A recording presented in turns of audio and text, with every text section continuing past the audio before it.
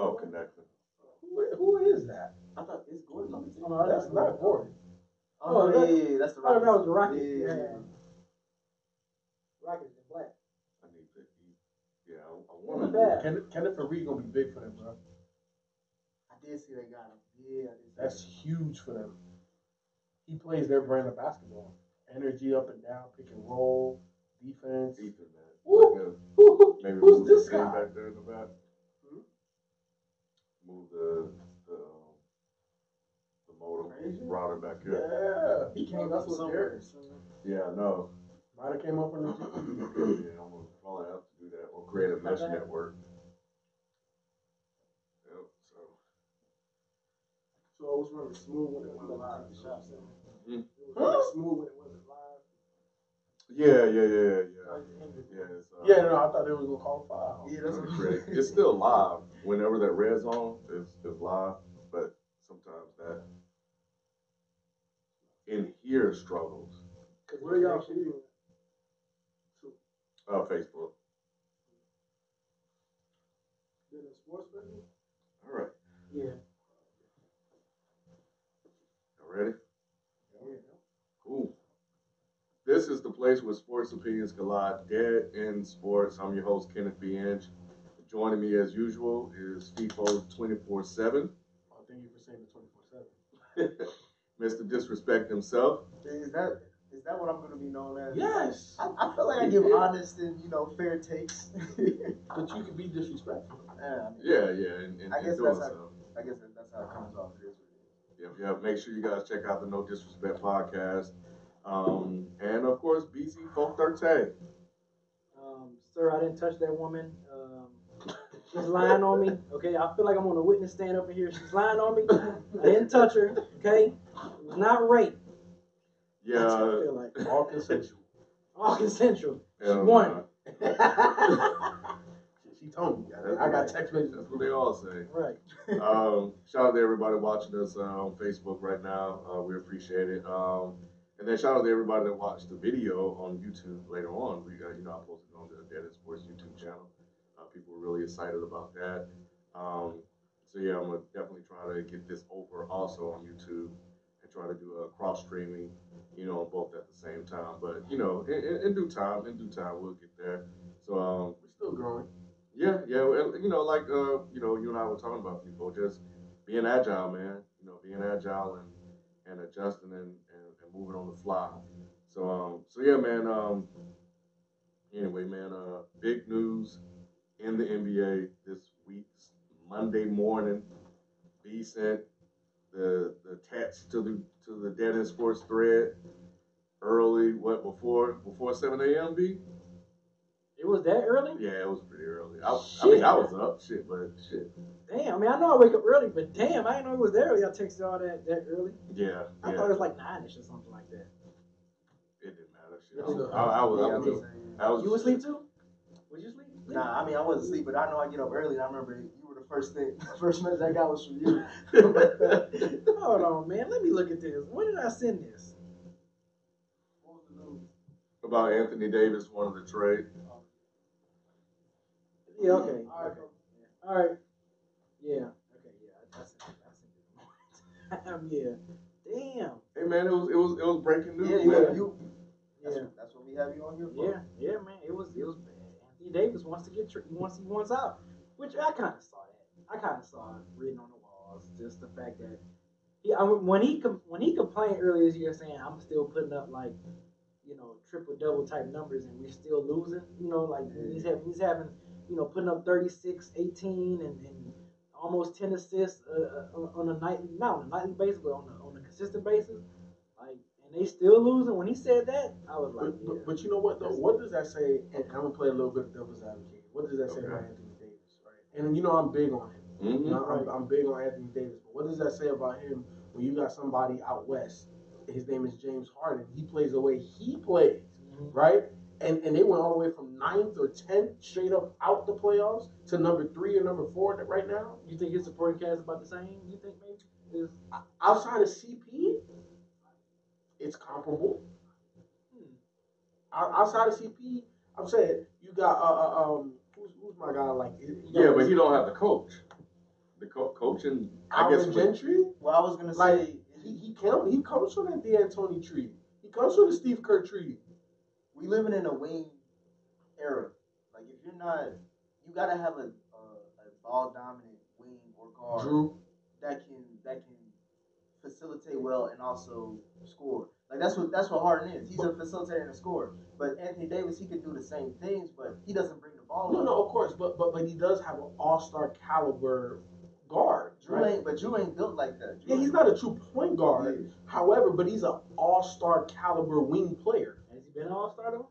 No, but he's putting up all-star type numbers. He has an all-star type physique and athletic ability, right? And I think the thing that, to me, and I don't watch all New Orleans Pelicans games, but the thing that I've never liked about Drew Holiday's game is that he's not consistent as a shooter, right? Like there's some games he's super hot, some games he's like, bro, like you can't even hit the backboard, you know what I'm saying? And then he's not really truly a facilitator. He's really that combo guard.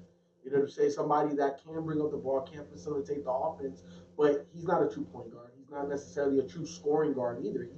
He kind of plays both roles, and you don't know what night, which version of him you're going to get. However, he does play at a high level, and he does complement what AD does.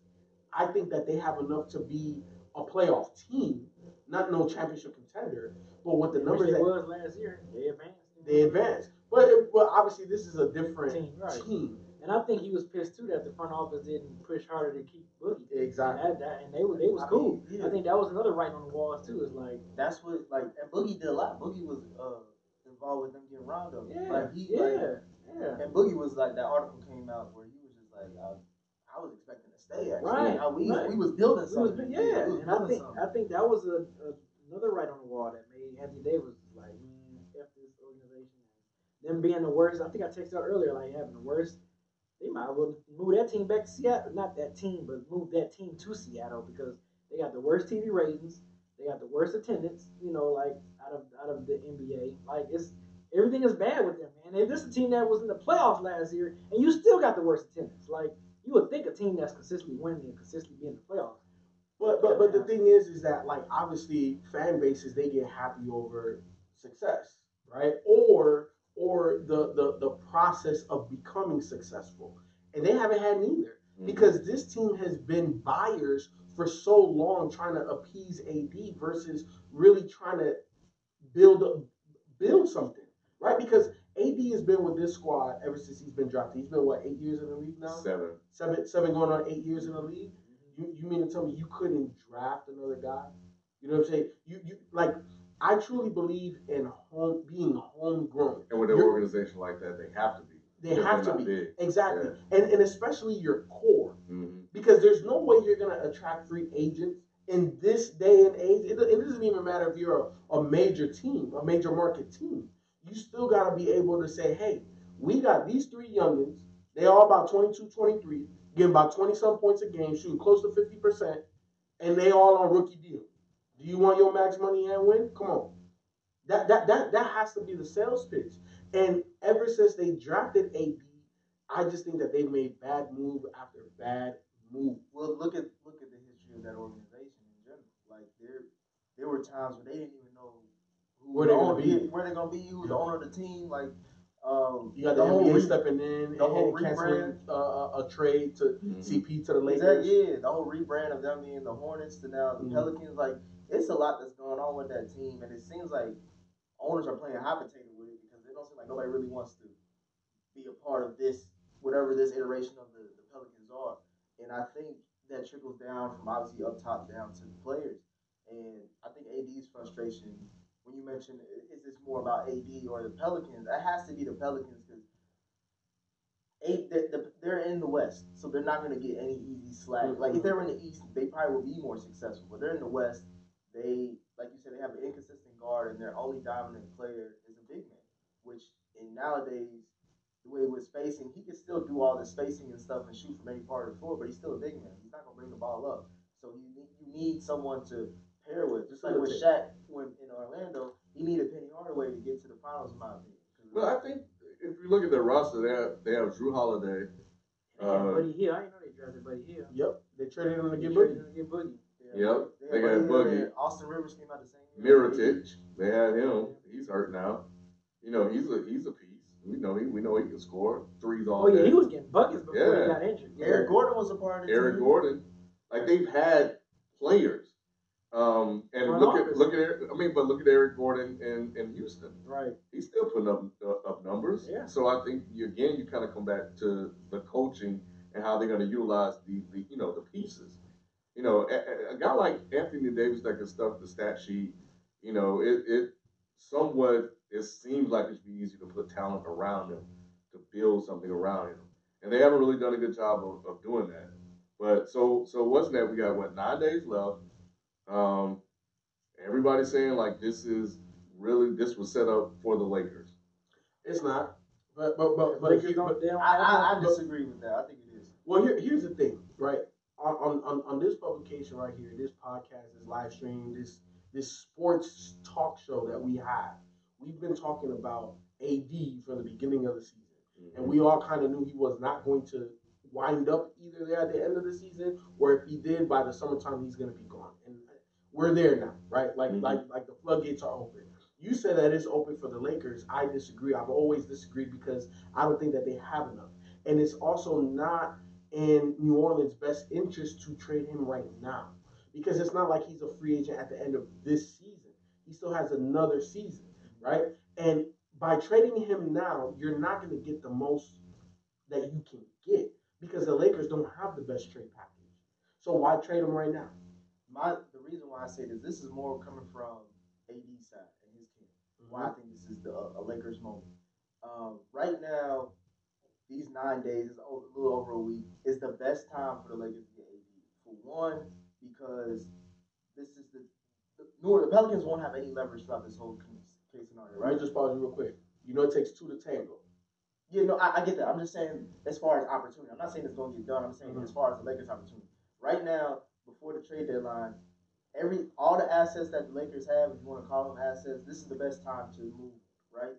And this is the only time that you're not really going to get that many competing offers as opposed in the offseason. Because in the offseason, that's when Boston comes in. And who could throw a better package than Boston? Of course. But Boston can't trade right now because they got the Rose rule. Of course. So Boston's out of it, which is your biggest competitor. Now it's just everybody else. Like I've heard the Knicks are involved, other the Raptors. Yeah, everybody's involved. But he bought a house in LA this past summer or this past off season. Everybody know he signed Rich Paul, so everybody know he wants to go to LA. I think it's just Rich Paul got fined for it. So everybody knows he wants to go to LA. Right now, is that definitive though? Because I feel about you saying that you're putting words in somebody's mouth. Because directly from AD's mouth is that he feels he should be competing for championships. That's not necessarily in LA. There's other teams that can use AD and compete. Yeah, but why announce the trade now if that's the case? Because Boston can't do anything, which was the best team and situation for not only AD but also the Pelicans. But I think the timing of it is very interesting. It's strategic. Of course, everything that LeBron's camp and the people that are surrounded in that camp they do is all strategic. But to me, the strategy, if I'm trying to read between the lines or trying to view this from a distance, is they're just putting the league on notice. So that way we don't have to speculate and we don't have to continue to talk and it just be rumor. We know AD is not going to be a New Orleans Pelican moving forward past this season. And with that strategy, it's the nice guy strategy. I'm gonna let you know early, but there's gonna if I don't get a trade done by the trade deadline, I'm gonna say those words that we all anticipate. I'm only gonna re-sign in LA. And there's been some rumors that he's already said that, and any other team that tries to get him is just gonna be a rental. Well, he's only signing long term for LA. So I disagree with once he says that, that's when the leverage is the Lakers can offer them anything.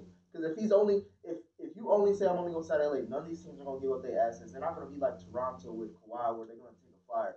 They're not gonna really do that because they know in this offseason there's gonna be a lot more free agents. Why give up my assets for someone who's not gonna commit when I could possibly just sign someone on the dotted line in the offseason? I'm pretty sure wherever he signs to, he's gonna have to commit.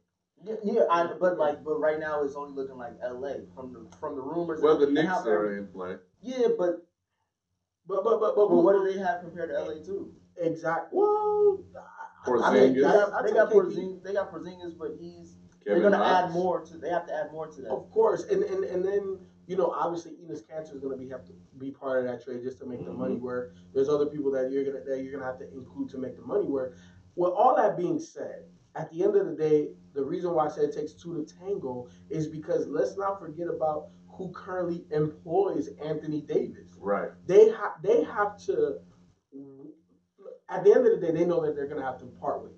That has been clear. Yes. Right? And I think that's the strategic part about the timing of what was said and how it was said, right? But at the end of the day, New Orleans still has this guy for a whole other year. Well, and that's the other thing, right? Because, and it kind of goes back to what people are saying. Everybody looking at Lakers. Lakers got to go all in. What happens when New Orleans say no? And they decide to wait until Boston. Do you want to go through this whole thing again? That's No. That's the thing. Waiting until Boston has the better packaging, doing what's best for the organization. I know, and I'm saying after once this trade deadline is over, they lose leverage because before the summer. But I guarantee you, before the offseason happens, AD, because they're not gonna make the playoff, AD is gonna say, "I'm only trying to sign to LA." I'll put it to you like this: do you think that Danny Ainge, with the bevy of picks, the assets, in terms of players, right, the salary capital, everything that he has going for himself, do you think that they're not going to have the best offer? And do you think that, hold on, that New Orleans isn't going to accept that offer regardless of what AD says? Hold on. And don't you think that Danny Ainge is betting, hey, I got Kyrie. Hey, I know I'm going to probably keep one of these youngins. I know I'm going to keep Marcus Smart. You know what I'm saying? I could probably get back something else from New Orleans in terms of Etuan Moore or Elfrid Payton. Maybe Drew Holiday. I doubt it, but whatever. Right? Like, you can still get stuff back. You can sweeten up the deal so much so that it doesn't matter what AD says. Because as a GM, sometimes, right, and as an entrepreneur, you got to take calculated risks. OKC took a calculated risk by trading for Paul George. And what did he do? And what did I tell you? He signed for the money, right? To me, it's extremely hard to give up all of that extra money by being traded and being in a winning situation. You know what? So what I was going to say is that, to Nick's point, what if he says, "Yeah, I only want to go to LA"? That's what I'm saying. Then like, at that point, what do you do? Yeah. But what does he offer? I'm also going back to what AD, in the form of a statement, put out and said, "I want to compete for championships." You're competing for a championship in Boston. And better and quicker than LA. But that's if Danny Ainge wants to take that risk. Because right now he holds all the cards. But if Anthony Davis he doesn't need Anthony, he just wants Anthony Davis. What did we talk about earlier this season? Two players, one from Boston, one from New Orleans, that was talking about playing together. Were they not talking about that already? Somewhere, I guess, at the beginning of the season, since we're a little bit past the midway point now, toward the middle of the beginning of the season, AD and Kyrie talked about playing together. And Kyrie's a free agent, right? Does that have to be in Boston? Huh? Does that have to be in Boston? It doesn't. That can also be in LA. It could be in LA. However, and this is just outside looking in. This is just me using my basketball mind and all. I don't think a trade happens for AD right now. In 9 days, I don't see it happening because it's going to be right to the offseason. I think it's going to be in the offseason because the people that can be involved in this trade is not good enough. I don't care. You give me Ingram, Kuzma, Lonzo, Hart, Zubac, and KCP. I don't want that. What about 2 first-round picks? That's what Nick Wright said. He would throw that in. They're gonna be in the 20s and no, that's not good enough for me to restart. But you know what is good enough? 3 first-round picks in this draft. That's good enough. But with that being the case, there's no really good option for this trade to be satisfying for New Orleans. But we just said we start off the right now. But as time goes on, it's going to get worse, in my opinion, unless you're really just banking on Boston. It only gets worse if Anthony Davis says, "I want to go to LA and only LA." That's what I'm saying, and he most likely will say that than anything else. Out of everything respectfully, he's more likely to say, "I'm only trying to go to LA." But you know what? Because who else is going to be competing for champions more than LeBron? Boston. Exactly. Yeah, but Boston, Philly, I guess you can still But we say know Golden State depending on who stays. exactly. But we know Golden State's breaking up, right? They're To a gonna certain lose degree. their best player, Ooh, KD. they ain't losing Steph. They're gonna lose their best player, right? And that's gonna. So so let's say best case scenario for the Lakers is what, get AD and Kyrie. So if you got LeBron, AD, Kyrie, Yeah, that's different. That's different. but that's a possibility. But at the end of the day, I think the person that holds all the keys to this thing is going to be Kyrie. And the reason why I say that Because he is can leave. exactly because let's say if Kyrie tells Danny Ainge, I'm not resigning. Well, let's go ahead and put out there the 2 Kyrie rumors so far. Okay. First, I sent you guys a text, and you guys may have already seen it, that Kyrie is opening up to playing with LeBron in LA, and a source close to Kyrie said this is real. And then the other is that there's some uncertainty in Boston that Kyrie isn't going to re-sign with them in the offseason, which we know Kyrie is sensitive. It could have a lot to do with AD, and then possibly Talking about trading him for him. talking about trading him for him or wanting him over, wanting AD over Kyrie. That's speculation. That's not a report. But those are the rumors that are out there now. So, With that being said, I think that Kyrie holds the key to all of this. Because obviously, if he tells Boston, I'm not resigning, obviously they're not trading for AD. Because at this point, we got to look. Hopefully, we get a top 3 pick in this draft. So they're going to either take Zion, RJ Barrett, or Nazir. There's a whole bunch of guys you can take top 3s, right? And then move forward, saying, you know what, we're going to take the young route. We're not going to really look to the veteran leader in terms of veteran superstar player, right? Because Gordon Hayward, hopefully, he can be he the needs person. another year. He needs another year. He's like definitely PG. called. Yeah. Look at PG. Look like that. He should be in the MVP conversation. Mm-hmm. You know what I'm saying? So Gordon Hayward needs another year to get all the way back, and we'll see what he is next year. But at that point, you're gonna try to ride it out with Zion. You're gonna try to ride it out with these young players, these other young players in addition to Jalen and Jason that you already have on your roster. And by Kyrie saying, you know what, I'm not gonna come back to Boston, where is he gonna go? At that point, it seals New Orleans' fate that their best deal is going to be the Lakers. And that's why I'm saying, when we're talking about right now, New Orleans has to look at what is the best timeline for me to do this move. And right now it's in this 9 days, 9 to 10 days. It's because after that, it's so many variables that you can't predict what's going to happen. I don't think so. Yeah, I don't think so. And again, it's only because AD still has a year and a half left on his current deal. But you just said that Kyrie may be the secret, X factor out of all of this. Mm-hmm. And that's something that New Orleans can't control. They don't have any line of communication exactly. to that, to figure out what their plans could be. So right now, if LA is willing to give you Brandon Ingram, Kyle Kuzma, Lonzo Ball, 2 first rounds, and that big, But does that deal change in the offseason? Exactly. It doesn't change. It does. No, you know why it doesn't? You know why it doesn't? Because as New Orleans, I can still hold on to him. And guess what? What does that do to you, the Lakers? It still poses a threat that I may trade him somewhere else. I don't care if he may sign with you later on, but I can still trade him anywhere I want him to go. Yeah, but and you don't have to wait another year. But you have the confidence like someone's gonna take him, and because you're gonna still want something back, regardless of where you trade him, right? Okay. So who's gonna take him? So you mean be in your penny? So you mean to tell me that there's not gonna be contenders if I say, hey, give me 3 first-round picks and he's yours? They're not gonna do that. I don't think so. Shit. I don't think so. Especially next year when he's gonna be a free agent in the summer. You know what? Look, Nick, again, PG. Sometimes, and it depends on the organization. I'm not saying that every organization has the je ne sais quoi or the chops to say, you know what, we think that he'll stay here.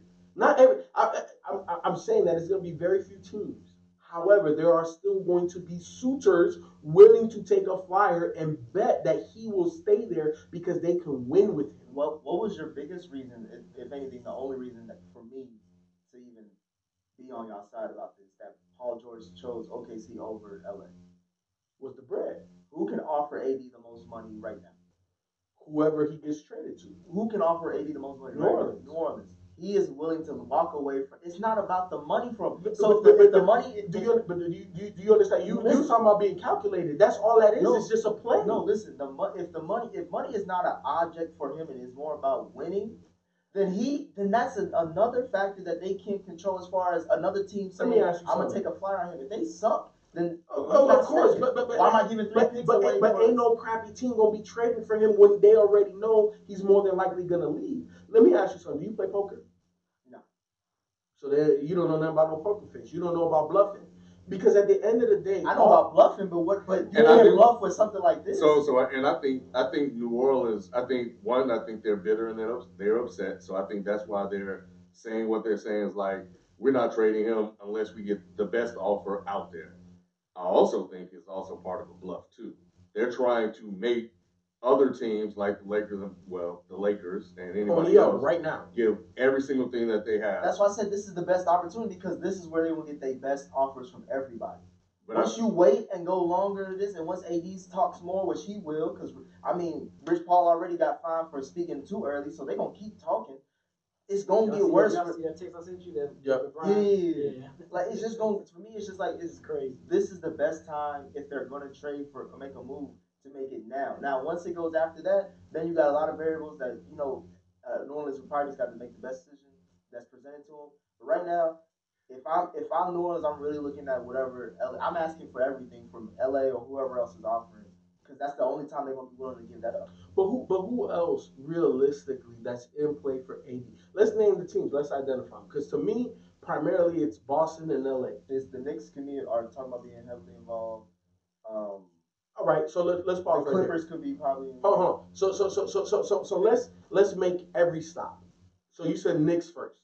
Mm-hmm. What are you giving up? You giving up KP? Well, I said, what assets do they have? Let's say what. Okay, yeah. Look, Kevin Knox, KP, Kristaps Porzingis, Tim Hardaway. If they do this, unprotected draft pick with nothing left. You see, and obviously they'll have cap space. Kevin Durant, Kyrie. Okay. Unless you know they're going there. But there's a report that he's considering, of course. And if you have AD, that makes it way more attractive. Yeah. However, again, you're playing that Russian roulette because you can't guarantee what a free agent's going to do. Right, and if all you have is AD, you're New Orleans times 2. Yeah. So why? Like you don't have nobody else that you're going to pair with because there's no way in hell that you're going to keep Kristaps. If I'm New Orleans, you're not keeping Kristaps and AD. Yeah, you get out of here. Run us KP. Exactly. Run it. Exactly. So to me, New York is not viable because of that. Like I said, only unless he's having conversations with KD and Kyrie, like, look, let's go to New York and bring it back to the Mecca. And I would say he'll go there, and then the dominoes are gonna fall. And I'll put it to you like this: the only reason why I don't see that, well, not the only reason, but one of the many reasons why I don't see that happening, I don't see how Kyrie and KD coexist. And I love Kyrie. Kyrie dribbled the shit out of that ball. Yeah. He's been getting assists lately. Ever since he made the statement and the apology, he's been getting assists. But he dribbles the ball out. I don't see how you can say that when Kyrie's played with LeBron. He still dribbled a lot with LeBron. No, but I'm saying, but LeBron still got he. Are you talking about like as far as touching the ball? Because LeBron still got his. And Kyrie still got his too. So I don't. It'll be the same for me. But here's the thing, right? And we've seen it with big threes. Outside of Golden State, they're the anomaly. But outside of that, when you have 2 ball dominant guys, it's very tough for that third guy, and it's very tough for that second guy some nights. Like it was tough for Kyrie adjusting his game from LeBron. It wasn't easy. So, in saying that, why do you think he wants to go back? Because he's realized it now. Like he realized the errors of his ways. So you said the Clippers. Clippers got a whole bunch of role players. They got Jerry West. They do. Whoa. Jerry West turned around. Let's not put some respect on Jerry West. Yeah, bro. Everywhere he goes, is he stepping on the court? Don't matter. Don't matter. You look what teams when he took over as GMs or presidents. Look what he ended up doing years later for that. He started the Kobe and Shaq era. He ain't ready to wait that long. Huh? AD don't want to wait that long. It's not gonna take him that long. It's not gonna take him that long. They got a lot of cap space. They do. They got a lot of cap space, and they got a lot of good players. Yeah. If they can get Kawhi and AD over there, you cooking with some grease at that point a little bit over there. They probably top 5 in the West. Yeah, with those two. Mm-hmm. You know what I'm saying? You cooking with grease if you get AD and Kawhi over there. If LeBron can make the Lakers top 4 with just him, thank you. Yeah, AD and come No. on. AD can't. AD's not a winner. No. But we talking about AD and Kawhi. We're not telling going me to he entertain is? that right now. We're not going to entertain it. We're not going to entertain it. I've We're been not saying going it to for years. That's cool. But AD don't see and the Kawhi is a top 4 team in the West right now. Today. With Who the else? rest of those role Who else is in play? I'm trying to think of everybody who got capped. I think that's it, wouldn't it? Well, you don't really need cap to make a trade. You just got to make the money. Oh, as far as team, well, I mean, Get out of here. Get out of here. We can trade your Blake Griffin. Get rid of Blake Griffin. We get Anthony Davis and Blake Griffin. See, look. And Reggie Jackson. Y'all take Reggie so- Jackson too. Reggie Jackson, Blake Griffin. Y'all go ahead. Y'all had him. So some of the other things that you guys got to take into account, right? Like if I'm New Orleans, right? Like in this whole conversation, we're talking I'm New Orleans. Yeah. Y'all got to be some draft picks, bro. Okay. that's why I said the Reggie Knicks got, Jackson, if they do an Blake unprotected, Griffin. because they most likely gonna have a top 3 pick this year. That's the way they tank it. Reggie Jackson, Blake Griffin, 2019-2020 first round draft pick. Y'all in the playoffs right now, right? No, and Blake don't like Reggie That's right what now. I'm saying. Well, Nobody like Reggie. Nah. yeah, for the money to work. I feel you. Them two are our money makers, right? So for the Pistons, you want AD and Drummond. That's not even fair. We still need a point That's guard. not fair. Yeah. No. For the rest of the league. We got Ish.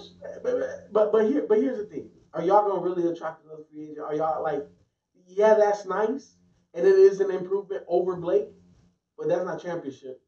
I mean, but it's something in the East though. Y'all not gonna keep him. I think AD. We have to. If we get AD, we're gonna have to sign him to that big money Nah, contract. he gonna walk.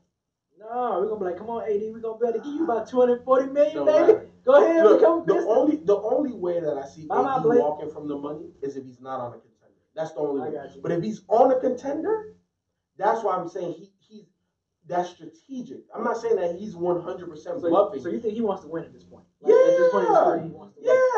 Yeah, because that's just where he is, right? I think that there's a process, right?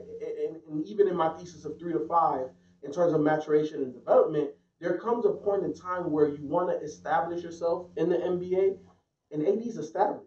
What else I got to show you, and everybody else that watches that I'm one of the greatest? Well, You gotta win. You gotta win. You gotta win. I gotta win now. So the thing is, I'm doing everything I possibly can to try to win here. It ain't working, bro. I need some more help. So now, if you put him in a winning situation and he walks away from the money, I don't see that. But don't y'all find that interesting now? Like, I guess in the world that we live in, it's like having a championship must solidify you. Where like, you know, in the 80s and 90s, you can still be considered like one of the best ever and not have. You know why? The base shows. Huh? It's the base shows. I don't even think it's that. So, I think it's MJ. MJ set a bar very, very, very high. Because think about it. But I mean, even kind of after him, when you look at, you know, once Jordan with Carmelo retired, AI was kind of like still doing his thing, and he didn't get no championship, but we still like Carmelo. But you know what? Because AI, you know what? they still regarded as. But yeah, they're still great, but we don't consider them the greatest, right? And who considers AI the greatest? I can't say, because what about Bill Russell? What about there's been other players who got multiple rings, but why isn't he? AI gets a lot of respect as one of the greatest. Not shooting guards, but not one of the greatest ever. Yes, So you mean to tell me he's in the GOAT conversation? I mean, I wouldn't even say. People Not put Kobe not over both here. conversation, but like one of the greatest players. Okay, but we don't take that away from people now. We're talking about the greatest. But they say Allen Iverson. You know what the first thing they say? He never won a championship though. Okay, so this goes to my other point. It's kind of like when we do classic albums, right? Sometimes you need a little bit of time. Sometimes you may not consider an album a classic album until you sit down and think about it, right? And I think that's the same thing with some of these players. Michael Jordan set the bar so high that right after Mike, that wasn't necessarily what we were holding those people to. But after time has passed and we've seen a lot of greats come and go, not winning championships, well, then we can't even put you on the same level as Mike, right? You're not the greatest. You good, but you're not the greatest. And I think that's and also with the media, social media, debate shows, all of that stuff has put these type of unwritten rules in place. But at the end of the day, like he's great, but he don't got one. yeah, and I think this. I think that if you are the best, especially in basketball, I think other sports are a little bit different because look at LeBron, right? It no matter if you put him on a team full of scrubs, he's still gonna win to a certain degree. He's still gonna make the playoffs, right? So for a guy like LeBron, you have to measure him by championships because you're supposed to be competing, even if he never won one, right? If he was just like Jerry West, what Jerry West went to, like 9 of them, ain't win? He won one of them. One out of 9? Elgin Baylor was the one that was open. Okay, Elgin Baylor. Yeah, he's considered like one of the greatest. Greatest. You know what I'm saying? Will Chamberlain went like 1 for 8. You know what I'm saying? And they looked at him as one of the GOATs. You know what I'm saying? But also Will Chamberlain got ridiculous averages, right? He like 50 points in a season, 30 fucking rebounds. He scored 100 points. Man like, averaged 48 minutes for an entire season. For an entire season. It never come out. 48 minutes for an entire season. I don't care who you are, what era you playing in. Dude, that's hard. My dad used to be like, man, he used to be complaining to the coaches like, man, y'all trying to kill me? Because this dude played 48 minutes for an entire season. That's crazy, dude. Can you imagine like LeBron, like you playing 48, you playing the entire 4 quarters. Yep. That's insane, dog. Yeah. That you know, so I just think that the standard, because Michael Jordan, I think Michael Jordan messed it up. Yeah, I think he kind of defined it and messed it up at the same time for everybody. Yeah, because before you'd be like, oh yeah, Carmelo, one of the greatest in position, but it's like now it's like, well, you don't got one, though. Yeah, you know, it's like. But do you think that that's unfair for the greatest players in the game? You know, because look at Dan Marino. Like, I think football is different though. Football's a little different. I think football goes more old school as far as long as you were great, you'll be recognized. Yeah, because you know how hard it is. Because it's hard. Yeah. But I would say with basketball, I think it's like moving the goalpost a little bit in when we move forward as far as who we consider great. Because it's like not only do you now is the talk of you have to win rings, but it's also what was your role in that championship team as well. Because you can't be a scrub. You can't be a scrub on the bench and be like, oh, I got 6 rings. Like, nah, so you got to based on that argument, would you say? Would you say Magic would be go over Jordan because he played in 9 NBA finals and he won one as a rookie? And he got what, 5? He got 5. Went to 9. And you look at the 9 team. Look at the teams he lost to. I would say Kareem is more of a go. People are actually making that argument now. Yeah, because I mean, like you look at the stats, you look at the rings, MVP. Like he did literally everything you would want. And my dad said he was like the LeBron of the late 60s and 70s. Like he was highly regarded in high school, highly regarded in crazy college. Like it was always everywhere. He was highly regarded everywhere. I don't see doesn't he own he's the number 1 scorer in the industry. And he won in Milwaukee. Yeah, he won in Milwaukee. He gave Oscar Robertson his own.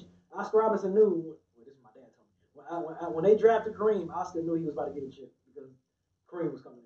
See, Oscar was always doing everything. But he don't get talked about because we love winning players. It's starting to change now, though. Over the last couple of years, people have started to throw Kareem in there. As far as the greatest. So this whole 6-0 thing is starting to lose its a little bit. It's because he was the one who made it international. He made the game international. Global. He globalized the game, and I think he also put, and I always talk about this, right? I think as a player, and I've said this, I think LeBron has surpassed Jordan as a basketball player. We're not talking the accolades. We're not talking about the championships. We're talking about the impact on the game, right? But the one place that LeBron, nobody's ever gonna smell. Just think about this: people buy Jordans now, and Jordan has been retired for over 20 years.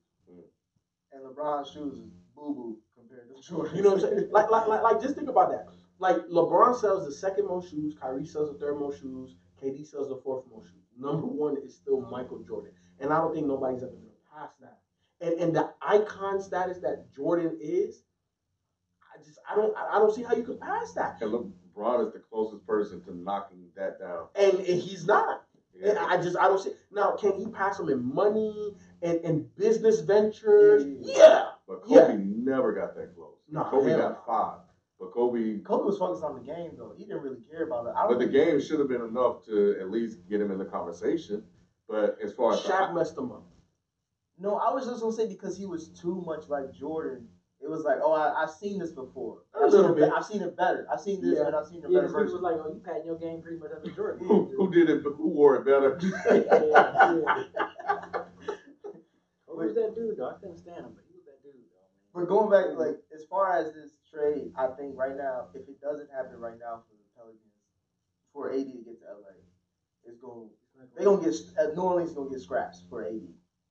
This is the best time they got to trade. Nah, No, I can see them making some deals in the offseason. This upcoming offseason. they ain't gonna get scraps. They're gonna get scraps. And then also, You can't. well, with that being okay, so if you don't think that, how does LA look in this situation? Because I think they look very desperate. They look a bit desperate. But you know what? But that's see LeBron. LeBron is like the sun. It's always hot, and unless you can withstand that temperature, which obviously I don't think no organization can, he puts pressure on you. And think about it from this perspective, right? Just think about the type of pressure that LeBron puts on you from from from a from a connection standpoint, right? You know how many people LeBron is interconnected with because his best friend is now an agent? How much power he has backdoor wise, right? And not just from the agent perspective, front office perspectives. How many players has LeBron played with that now hold or will hold front office positions? Because Miami's pretty good at it. I'm pretty sure D Wade and Udonis are both going to have front office positions. Mm-hmm. You think if LeBron and Rich Paul get on that phone, that they ain't gonna do whatever they need? That's just what like they did James with Jones. yeah. You know what I'm saying? So LeBron's power supersedes any GM LeBron in father. the league. That's what he is, the Brown father. I'm telling you, man. But as far as LA, like, I don't like it. And I was the one early that I think y'all yelled at me, but I was the one that was like, whenever he goes somewhere, he gonna change everything. And literally in less than a full NBA season, we're talking about all the young players that the LA's got gonna be gone. We're talking about LeBron firing the head coach. Like, He's not firing the head coach. LeBron's gonna get the head coach fired. He's not staying past the season. Magic don't want him. Magic never want him. Nobody want him but Genie. Right. So that's not LeBron's fault. No, but LeBron's camp, like, I'm sure when he sat down with It got accelerated when LeBron got there. Yep. That's all that happened. Because it puts pressure. It puts pressure on winning now. And you know what? I would even say it's more pressure now than ever in LeBron James' career. What year is he in? 16. Right? Or 15. I don't know if it's more pressure. Out of all his career, this is the most pressure he's been under? No. Not LeBron being under. The pressure that LeBron applies to an organization. Because right now, right, like the whole premise going into the season was, oh, we're just gonna wait, we're gonna groom our young guys, we're gonna play for the off season, right? Like even Magic himself came out and said, hey, we're playing for like this past summer, which we landed a big fish in LeBron, and then we're playing for this upcoming summer to land another big fish. Never in there were we talking about trading our young assets to get another fish. Mm-hmm. We never said none of that, right? So now, what changed? LeBron puts the pressure on you to win now. And that's what I'm saying. Now they look desperate because now you're talking about getting rid of all that and your future picks to get AD. And it's like, if this doesn't work, like if this doesn't work out this season, then what does next season look like? Well, hold on. Clarify if this doesn't work out. Like if let's say there's no trade made at the trading deadline, and let's say they go into the offseason, Boston offers the Pelicans the best offer. He goes to Boston. They don't get no free agents. Kawhi goes to the Clippers. Magic retiring. That's what happened. Like that, and that's not too far off to say that can happen. No, that can't happen. It can't happen. He said he would. But let me ask. Well, wow.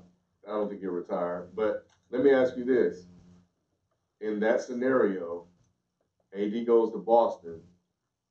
Has he re-signed with Boston, or will he become a free agent? No, he hasn't re-signed. I'll give you that. He hasn't re-signed, but for a full season or whatever, LA is gonna be. It's just gonna be Bron and everybody who thought they was gonna be traded. So for the last 2 years of LeBron's 4-year contract, AD can voluntarily go to LA when he become a free agent. Possibly, yes.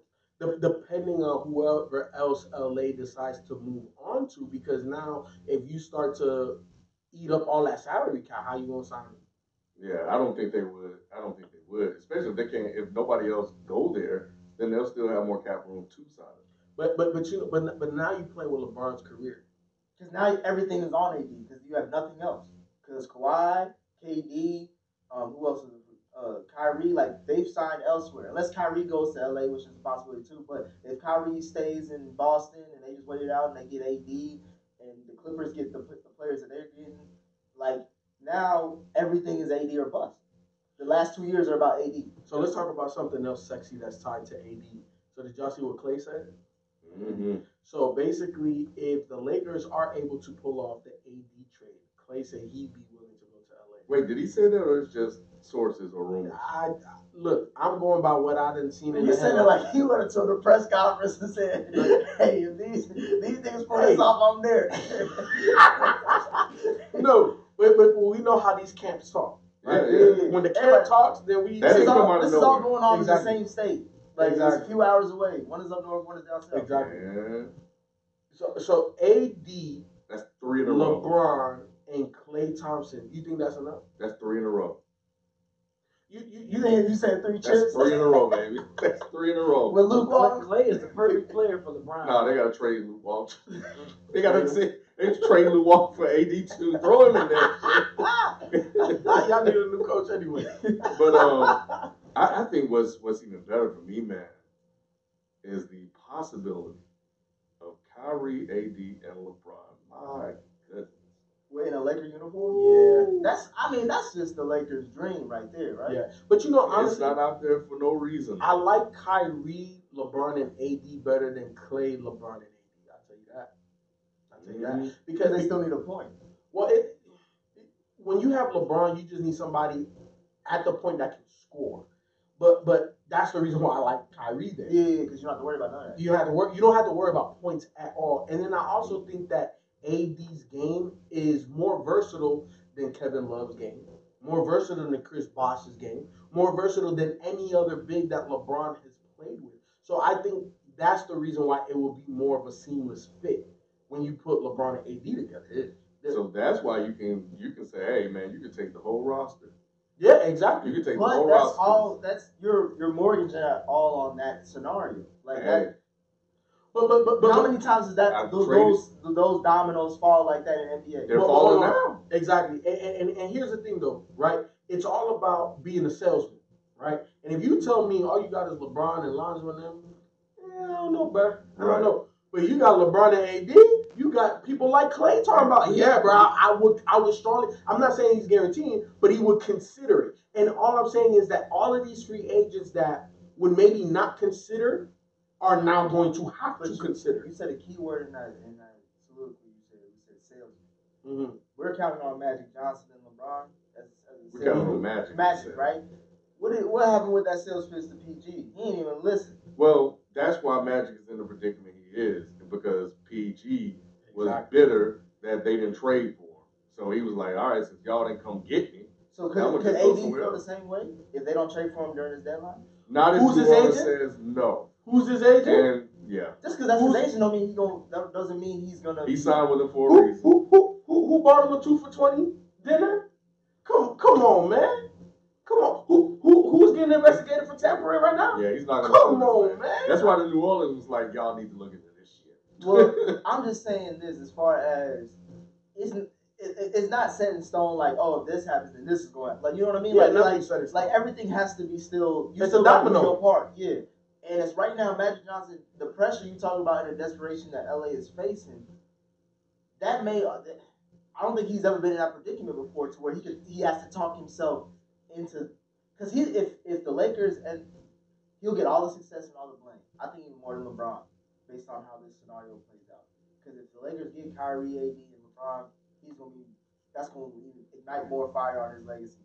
If they don't get nothing or it's close to nothing, then what does that say about Magic? He's Kobe. Well, about Magic, I don't know. I mean, he did get LeBron. That's big. Yeah, but that was more. And that was but we predicted. I guess. But plenty of people predicted that way before he even got. It still but you know what? It's.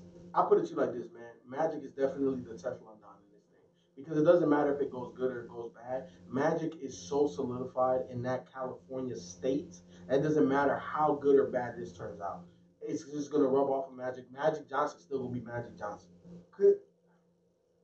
Was this the same sentiment about Phil Jackson too as well? That Phil Jackson, regardless of in New York or in New York. No, New York, he didn't have enough equity, and he didn't want to go. He didn't want to coach. He didn't want to go there anyway. Yeah, it was the money. Yeah, he went there for the money. He was the highest paid GM by far, so he went for it. Hey, somebody throw you a boatload of money, you got to do the same thing. But I just think that for Magic Johnson's career, who Magic Johnson is in terms of an established person in that California culture, just overall, right? Because you're talking about a guy that has brought movie theaters, a guy that has brought malls, a guy that has, you know what I'm saying, just everything. He brought the Dodgers back to prominence. Like it don't matter what he does or doesn't do anymore. Magic is golden. Do you remember that Magic Johnson was actually the head coach of the Lakers? Yeah, I remember that. Did that hurt him? Nah. Ain't nobody even bring that up, bro. If he didn't get anybody, if LeBron went back to Cleveland, maybe, but it still won't hurt him legacy wise. But the fact that he got LeBron is gonna be he already wrote his ticket. He good enough. It's good enough. Yep. It's good enough. It's good enough the Lakers standard though. No, and that's why he either Jeannie would have to fire him or he would retire. But it's not going to tarnish Magic. Magic, no matter what happens, he's going to skate out of this thing scot like good. But we know a lot of it is on Magic outside of LeBron, right? Of course. So so y'all trust Magic well enough to get this done? Of course. Yeah. I'm just saying, what in his past has shown you not to? Like PG. That's PG. Exactly. PG was better, we bro. can't just dismiss that though. Yes, I mean, that's a big thing because that's one move. That's a guy from the state. But that's just one move. So wait. So what you're saying is that he's supposed to bat 1,000. No, everything that he tries to go for, he should get. No, but that was the one that was already in the bag. The same way we talking about with AD. Brown was in the bag. PG was not in the bag. PG was not in the bag.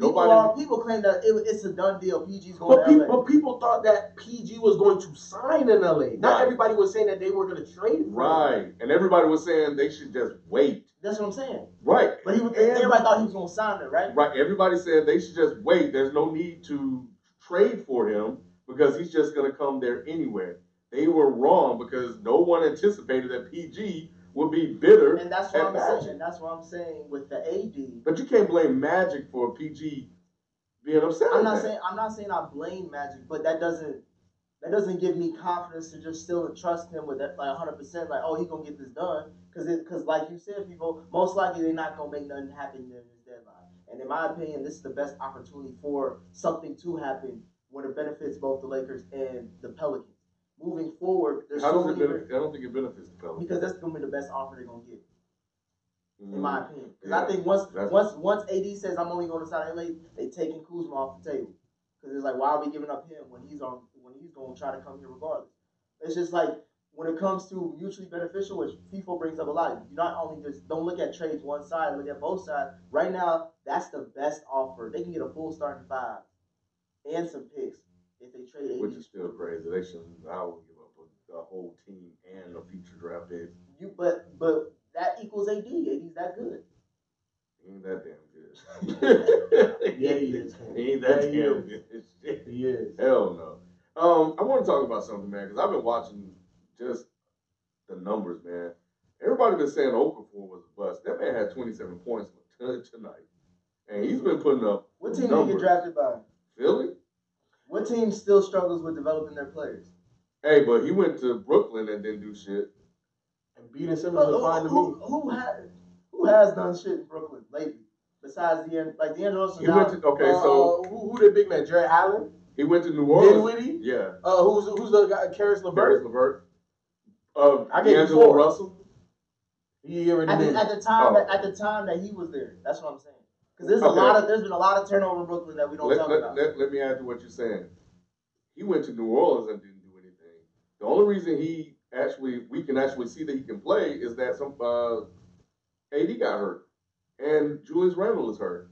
So we're like, okay, Okafor go out there, and they were like, oh man, you can actually play, But it's and we all knew that. I think that's what's fascinating to me about this is that we were like, what happened to Jahlil Okafor? He don't play the style of basketball that. Hey, but this was the AD but game. Consistently, he's been putting up. No, I'm saying like as far as style, like I don't think coaches like to coach players like that anymore. Where it's like back to the back. Hey man, if you can get out there and give me 20 and well, he's not a big rebounder, but 20 and 8 or 20 and 10, that's good enough. And here's the thing, right? Like obviously you're not gonna build a championship contender around him, but he can definitely be a piece. He's skillful enough to be a piece, and obviously he's still young enough to develop a more consistent mid-range shot. He don't have it, but you can't tell me that a guy that shoots his percentage. Well, I don't think his percentage from free throw line is that great anyway. But either way, he can extend his game a little bit more. Yeah. You know what I'm saying? And still be a viable option out here in this NBA. Like with somebody with that has that type of skill set, you can't tell me you can't find no minutes. But the thing is, people thought he couldn't play at all. Like Q. Remember Q? Yeah, I know. And yeah, we argue with him a lot about that. And he just sometimes guys like that just need an opportunity. I always thought he could play because he was a top pick for a reason, and I watched that Kentucky season when he was there. But I just think He played for Duke. He was Duke. Sorry, He played with Jabari. Who you talking about? Jahlil Okafor. Yeah. I'm not disagreeing that the league kind of moved past him. Yeah, but I'm also saying like but Philly They're a doesn't. year apart. Yeah, Philly has given up on a lot of talent that I think you're gonna look back on later down the line. Like actually, some of those players actually play. Like Norris Noel, I think Yeah, he could play. But here's the thing. As much as I love Sam Hinkie and I understood the reasoning why picking players, you can't take 3 centers back to back, bro. Like in back-to-back drafts like that. Because they had no plan and they didn't have no. Yeah, they just wanted the best player available, and then trade them later down the road, which I definitely understood. However, how are you going to showcase 3 centers? Right. Yeah. You can't do that. And then even though I know Joel Embiid has 3-point range, I didn't see that coming in.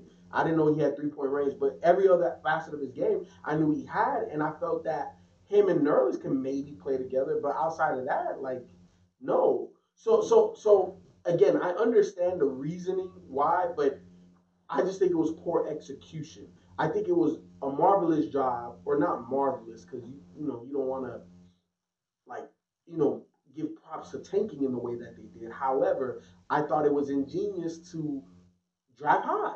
Mm-hmm. And that was their goal, and that's what they did. But if I take Joel Embiid, I can't take Nerlens, especially hurt. Yeah. Especially hurt. Because Joel Embiid, I told everybody that's listened to Dead End Sports for as long as we've been doing this, take Joel Embiid. I don't care what's wrong with him. Take him because he's the guy. But outside, the other two were hurt coming in. I wouldn't have taken them. I would have looked at did they take somebody over D'Angelo? Who did they take? Jahlil Okafor. Jahlil Okafor, yeah. You know what I'm saying? So I just they could have done better. They could have done better with some of their draft picks, but again, they didn't plan on holding. Their plan was to trade him at some point anyway. So, but it's good for the brother, man. I'm happy for him. Hopefully he'll keep it up, and hopefully, if not in New Orleans, he'll parlay this into something else. We'll see what happens. You mean Houston? Oh no, New Orleans. Yeah, New Orleans. We'll see what happens. Real quick, Super Bowl is Sunday. Anybody got any changes to their picks? Are we doing scores too?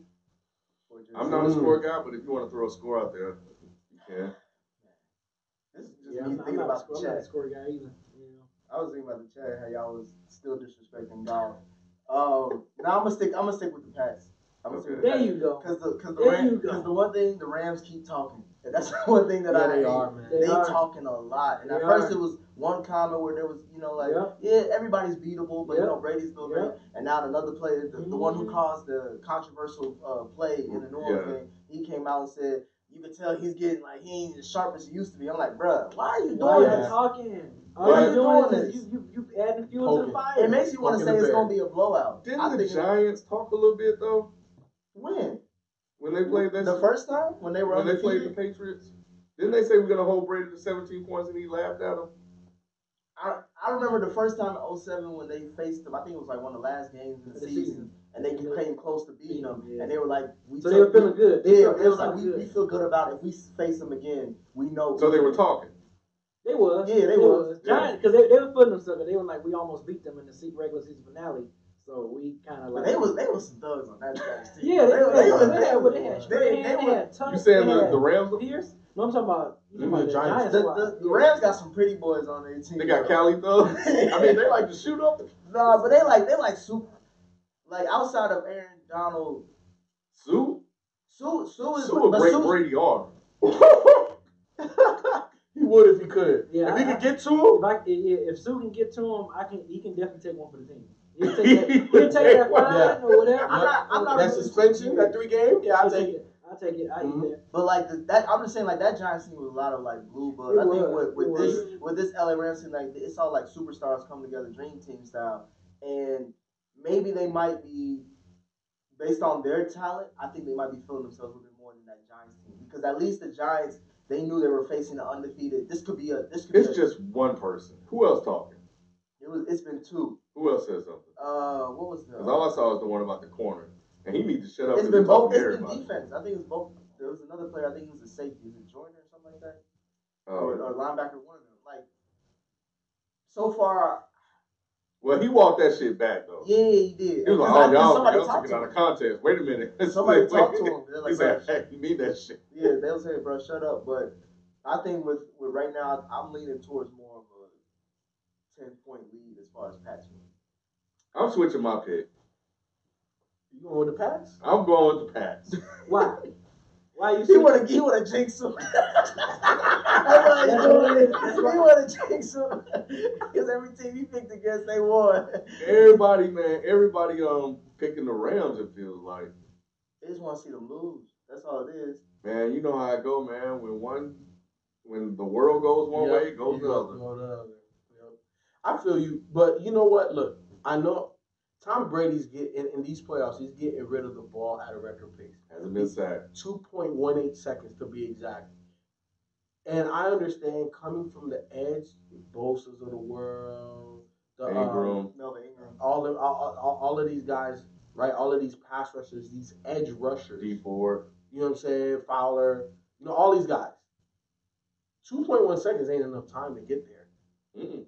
But if you coming up that middle, you don't need no 2.18 seconds to get him off his mark, to get him to get Brady moving, to make him hold the ball that half second longer. But do you think Belichick will play into that? Like, do you think he notices that? But my thing He is, knows everything.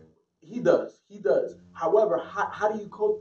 You can't double team 2 interior linemen. Well, I think you just go more spread or like have Brady play more shotgun when it comes to throwing plays, and then if they're gonna run the ball, then you can do single back ice or whatever it is. But as far as when Brady needs time to get it off in his most comfortable space, I think you just might have to just set him back, make him do a shotgun or just set him back a few steps. I feel you. I definitely feel you. I just, again, I agree with Brown that I just like the way that this defense matches up. Man for man, player for player. I just like the way it matches up. We know what they're going to do. They're going to play man. And they need to jam the hell out of these receivers. You know what I'm saying? Because you can't allow Tom Brady to just get it off when he wants to get it off. Right. You got to make him hold it. And that just doesn't mean getting the pressure up the middle or getting the pressure from the – sometimes that means jamming up this wide receiver, throwing off the timing of stuff. You know what I'm saying? So I like what the Rams can do on that end. Offensively, for the Rams, I think they're going to put up 30 plus. I doubt that. Woo! I doubt that. Well, Because who is their most dangerous weapon as far as receiver wise is with Robert Woods and then Granted. Cooks. yeah, he's a weapon. Yeah, but I Hey, think you got to think about that. no because he played with the Pats, so I think they're gonna take somebody out. That's why I'm saying Robert Woods. Gurley. Gurley might. They It's might. the one they're looking to take out. Or the running game. Yeah, just the running game. That's what I think. Because CJ, hey, Yeah, CJ Anderson. I would say CJ Anderson right now more than Gurley. That boy, man. downhill. Man. And I put it to you like this. I don't think the Pats can stop the running game. And I think, can I have my own personal Go ahead. I'm just saying, who have you seen stop the running game for the Rams? They're just running downhill how they want to run. If somebody can stop it, let me see. I don't think that the Pats have the personnel to do so.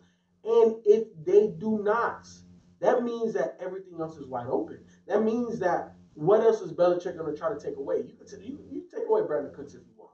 They got other ways to get the ball out. Because they don't rely on one guy. Exactly. Really early, but he hasn't been there. He hasn't been there. You know what I'm saying? And then, you know, don't like to speculate. Personally, he looks like he's hurt. Mm-hmm. I think Sean McVay has a really good pulse on what's happening on that team because he took him out in that last game very early. I think he gave Tom Gurley maybe 4 or 5 verses. He's like, yeah, bro, come on. At right next to me. You know what I'm saying? So I think that if Belichick and the Pats cannot stop the run, it's a wrap for them. And Belichick has a lot of respect for McVay. But look at what they did to the Chargers. Like the Chargers were known as a run team. But they still had different types of backs. Austin Eckler got hurt. I'm just saying, like there was a lot of players that you can name on the Chargers in the past. Not as good as the Rams. You maybe not as good, but still similar caliber as far as the style that they Chargers play. are overrated. Okay, you was the biggest. Come on, man. I was against the Chargers. Remember, I started to look their way when they beat Pittsburgh and the Chiefs when they got lucked up and won both of those games. But I never believed in the Chargers. I think what the Rams, for me, man, the Rams need to do the thing that Kansas City didn't do. How about you blitz them a couple of times? Like they just especially in OT, they never blitzed him at all. In any of those critical drives, they didn't blitz him at all. He struggles against the blitz. You know, so how about you blitz him a couple of times? I think his passer rating is like in the 70s. Yeah, a couple of times. Not the whole game, but a few times at least. You got to switch it up. And the thing is it's not even about getting the sack. Mm-hmm. It's about getting Tom off of where he wants to throw. That was your timing, just to ruin the timing. That's it. You got to disrupt what they want to do, and nobody has been able to do that. And I just think that the Rams personnel has, out of anybody that was in the playoffs, they have the best personnel to do that. Yeah, and a coach that could. Yeah, that's creative enough. Yeah. That's gonna pull things out of his butt to make things work. You know what I'm saying? Outside of Sean Payton, Sean McVay is the only other person that's gonna go Sean for it. Payton's overrated. We're not gonna go there. But he's the type of guy that's gonna fake a kickoff. Yeah. You know what I'm saying? He's the type of guy that's gonna go for it on fourth. He's that kind of he's that wild card for them. He's the wild card for the Rams. Because you don't know what he's going to pull out. And that's why I also said I thought that the Saints were going to beat him because I thought he was going to get too ahead of himself. Mm-hmm. You know what I'm saying? He proved to me he know what the hell he's doing. So I'm not going to question him like that anymore. But it'll be very interesting. I'm not going to question him. We'll see. I think it's going to be like as far as score, I know y'all don't do scores. I would probably say 31-21. All right, and Kyle has Rams winning 38-35, and he got the game going to OT. So shout out to Kyle. Who was that white boy in Philly that just? Who was that? McConnell? Nah, it was another one. They rotate him in and out. He Ben Simmons light skin. Maybe he just real light skin. The one over there on the right. Oh, yeah. Number one, Muscala. That look like Muscala. Never heard of him. Mike Muscala? He used to play for the Hawks. Oh, yeah. Okay. He hit threes and stuff. Yeah, LeBron will be back this week. Mm-hmm. That's weird. I think he'll be back for the prime. I told y'all last week. Y'all laughed at me. They play the Warriors this Saturday, so I think he's going to be back for that game. Oh, no, you probably want to sit out. Yeah, you don't want to come back to that onslaught. Alex Smith might be done for his career. I feel bad about that injury. It was like the leg injury. What did he tear? It was. I don't have. I gotta find it. But I feel bad for him because he doesn't cause a fuss. I feel like he's been like one of those stand up guys. Yeah. Like he'll take one for the. He's clearly taking multiple ones for the team. You already know what he's gonna be. Pleasantville. You know what he's gonna be. What's he gonna be? Head coach or offensive coordinator. Yeah, he's gonna be in the league for a very long time. Oh yeah, I can see that. He good. I can definitely see that. And black people, especially black quarterbacks, they should tip their hat to him because he sacrificed a lot for y'all. He let Kaepernick get in. He let Mahomes get his. I hate. He's an ally. I hate to see because he was having a good season. Like he was gonna take the Skins to the playoffs. They could have been a top 3 seed because they were just winning games. He doesn't know how to lose games. He just may not be able to win it, but he ain't gonna lose it for you. I hope it's not as devastating as they say it is. Because I would like to see him come back But I know for Washington, they are screwed. That's what they get. Like in a lot of ways, because they put a lot of money in them, and I think most of it's guaranteed. Was it like 90-something million or something like Yeah. that? Yeah. And on top of that, I don't know what their draft pick is this year, but they got a lot of questions that they got to answer. I bet. What's his name? What's the head coach? Gruden. Jay Gruden. Yeah, Jay. It's a wrap for him, bro. Yeah, I think his whole thing was Alex Smith. Like, as long as Alex Smith keeps me there, like keeps winning, we good. He's not there after this season. You heard it here first. Oh yeah, he's gone. Yeah, Alex Smith kept him around, but Kirk Cousins, he finally we have to revisit old storyline. So yeah, get well, bro. Hopefully this isn't the end of your career. Victor Oladipo is also out for the rest of the season. That was nasty. Yeah. So he was having a phenomenal season. Mm-hmm. Phenomenal season. It's sad for them because they were winning too. Yeah. And real quick, did we ever like predict who was gonna be the starting five for the East and West All Stars? We haven't got to that yet. I mean, we never like talked about it earlier. Before. Really? Are they giving it to Rudy? Game winner. Rudy? Game winner. Game People winner. sleep on Rudy. Pop, man. I mean, it is the son, but I used to always call him the broke man Melo, but shit, he's playing better than Melo. All right, come on. Yeah, I ain't gonna sit. I ain't I gonna sit back and take that He was Melo. a great value. To me, I always thought his game was the great value version of Carmelo. But, The one difference was he couldn't shoot like Melo. right, he can shoot like Melo, yeah. He was a little bit more athletic. He's Melo still- was a little bit more He's skillful. still a valuable part of the team. You know? Hey, Melo going to LA. That's the trade that y'all need to talk about. Oh, man. No, That's Man, you trying to get him a top 3 pick, ain't you? Can we bury the lead? Melo about to be, hey, they gonna get some shooting with him. man, Philly wrong for this, man. They trying to No, beat they these not. boys down. Yep, yeah. It's game over right now. Game over. Poor Ben. Poor He said man. poor Ben for it. People forget he even play on the Sixers. No, he get out of here. It's all about Butler and Embiid. No, it's not. Look, baby. Oh my God. I don't know how that man shoot like that. I did not expect that. Go ahead. Oh, JaVale, you should. They was talking about a trade possible, like a trade scenario where a Sixers trade for AD, like giving up Ben and some other players. Nah, they don't want Ben. They don't Ben want Simmons? Nah, I'm He not ain't good doing that enough. on Philly. Ben still makes sharp passes, man. Mhm. All right, reactions from the Warriors-Boston game from Saturday. Did you watch it, people? I watched it. Ooh, you know I did, boy. Boy, you know I It did. was You so know good. I watched did. the highlights right after. Yeah, I watched it. that. Yeah, I watched it. Boy, Kyrie. Hey, He was all right. look. Now, those turnovers down the stretch that Control. killed them. Yeah, it did. The turnovers killed them.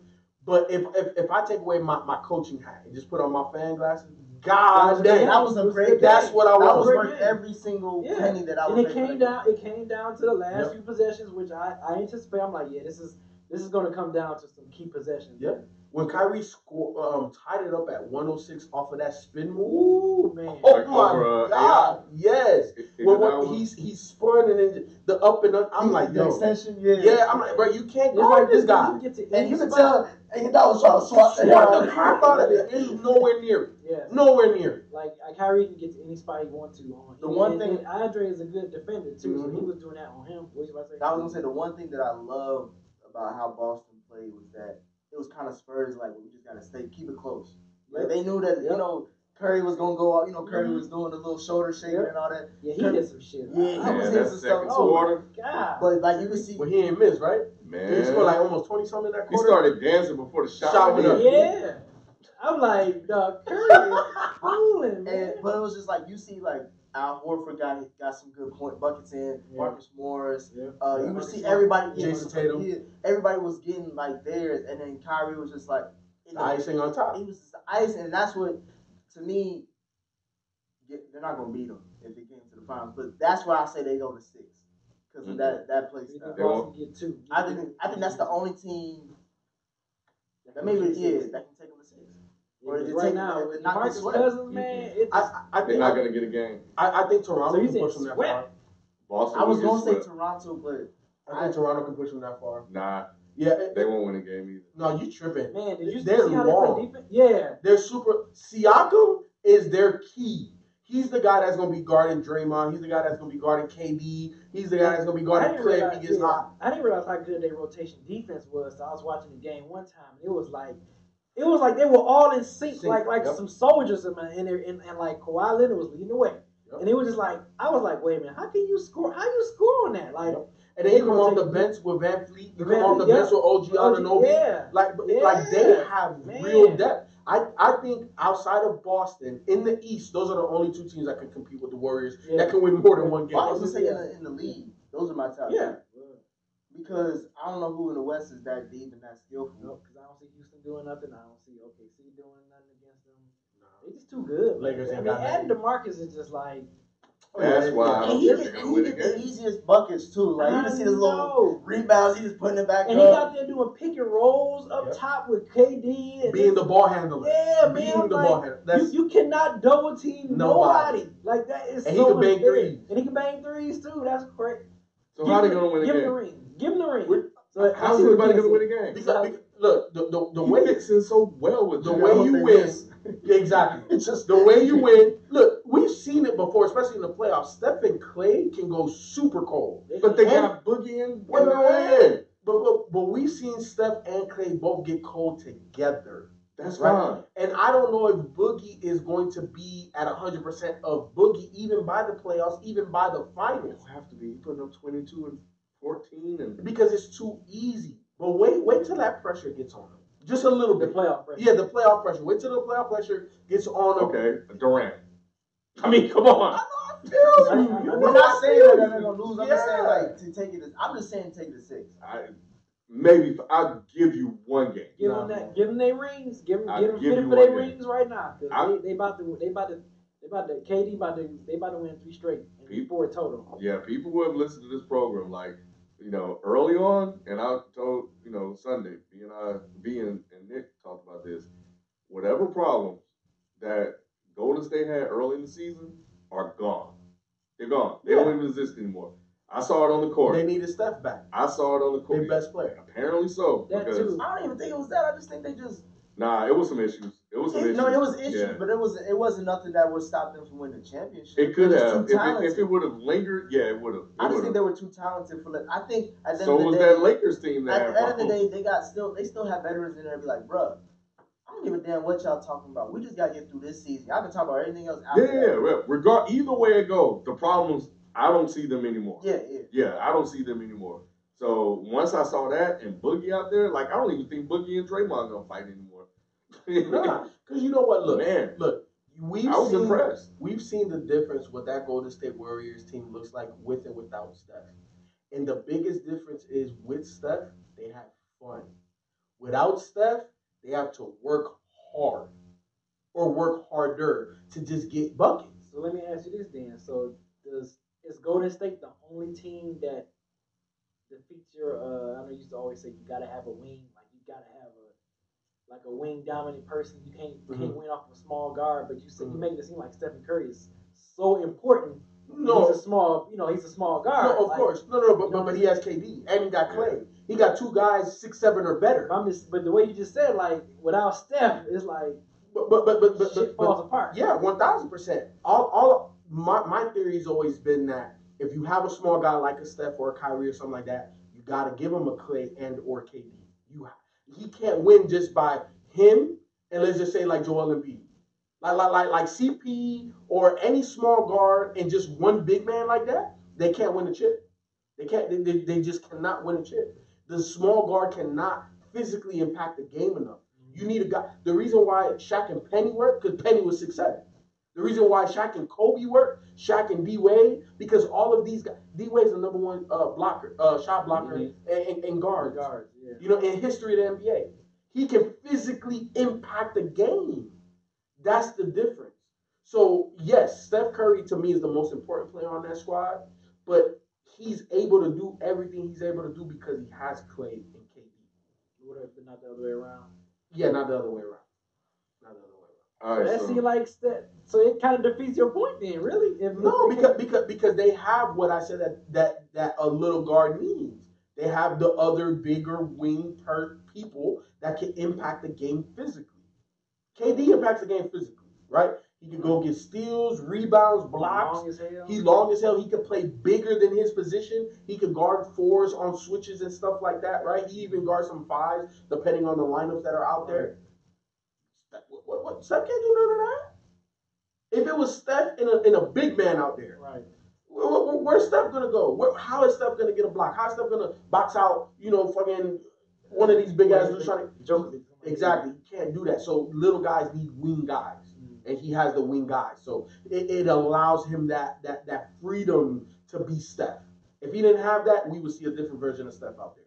Well, Boston, on the other hand, they need Tatum to get right because he was the one that really got them back into the game with his big third quarter.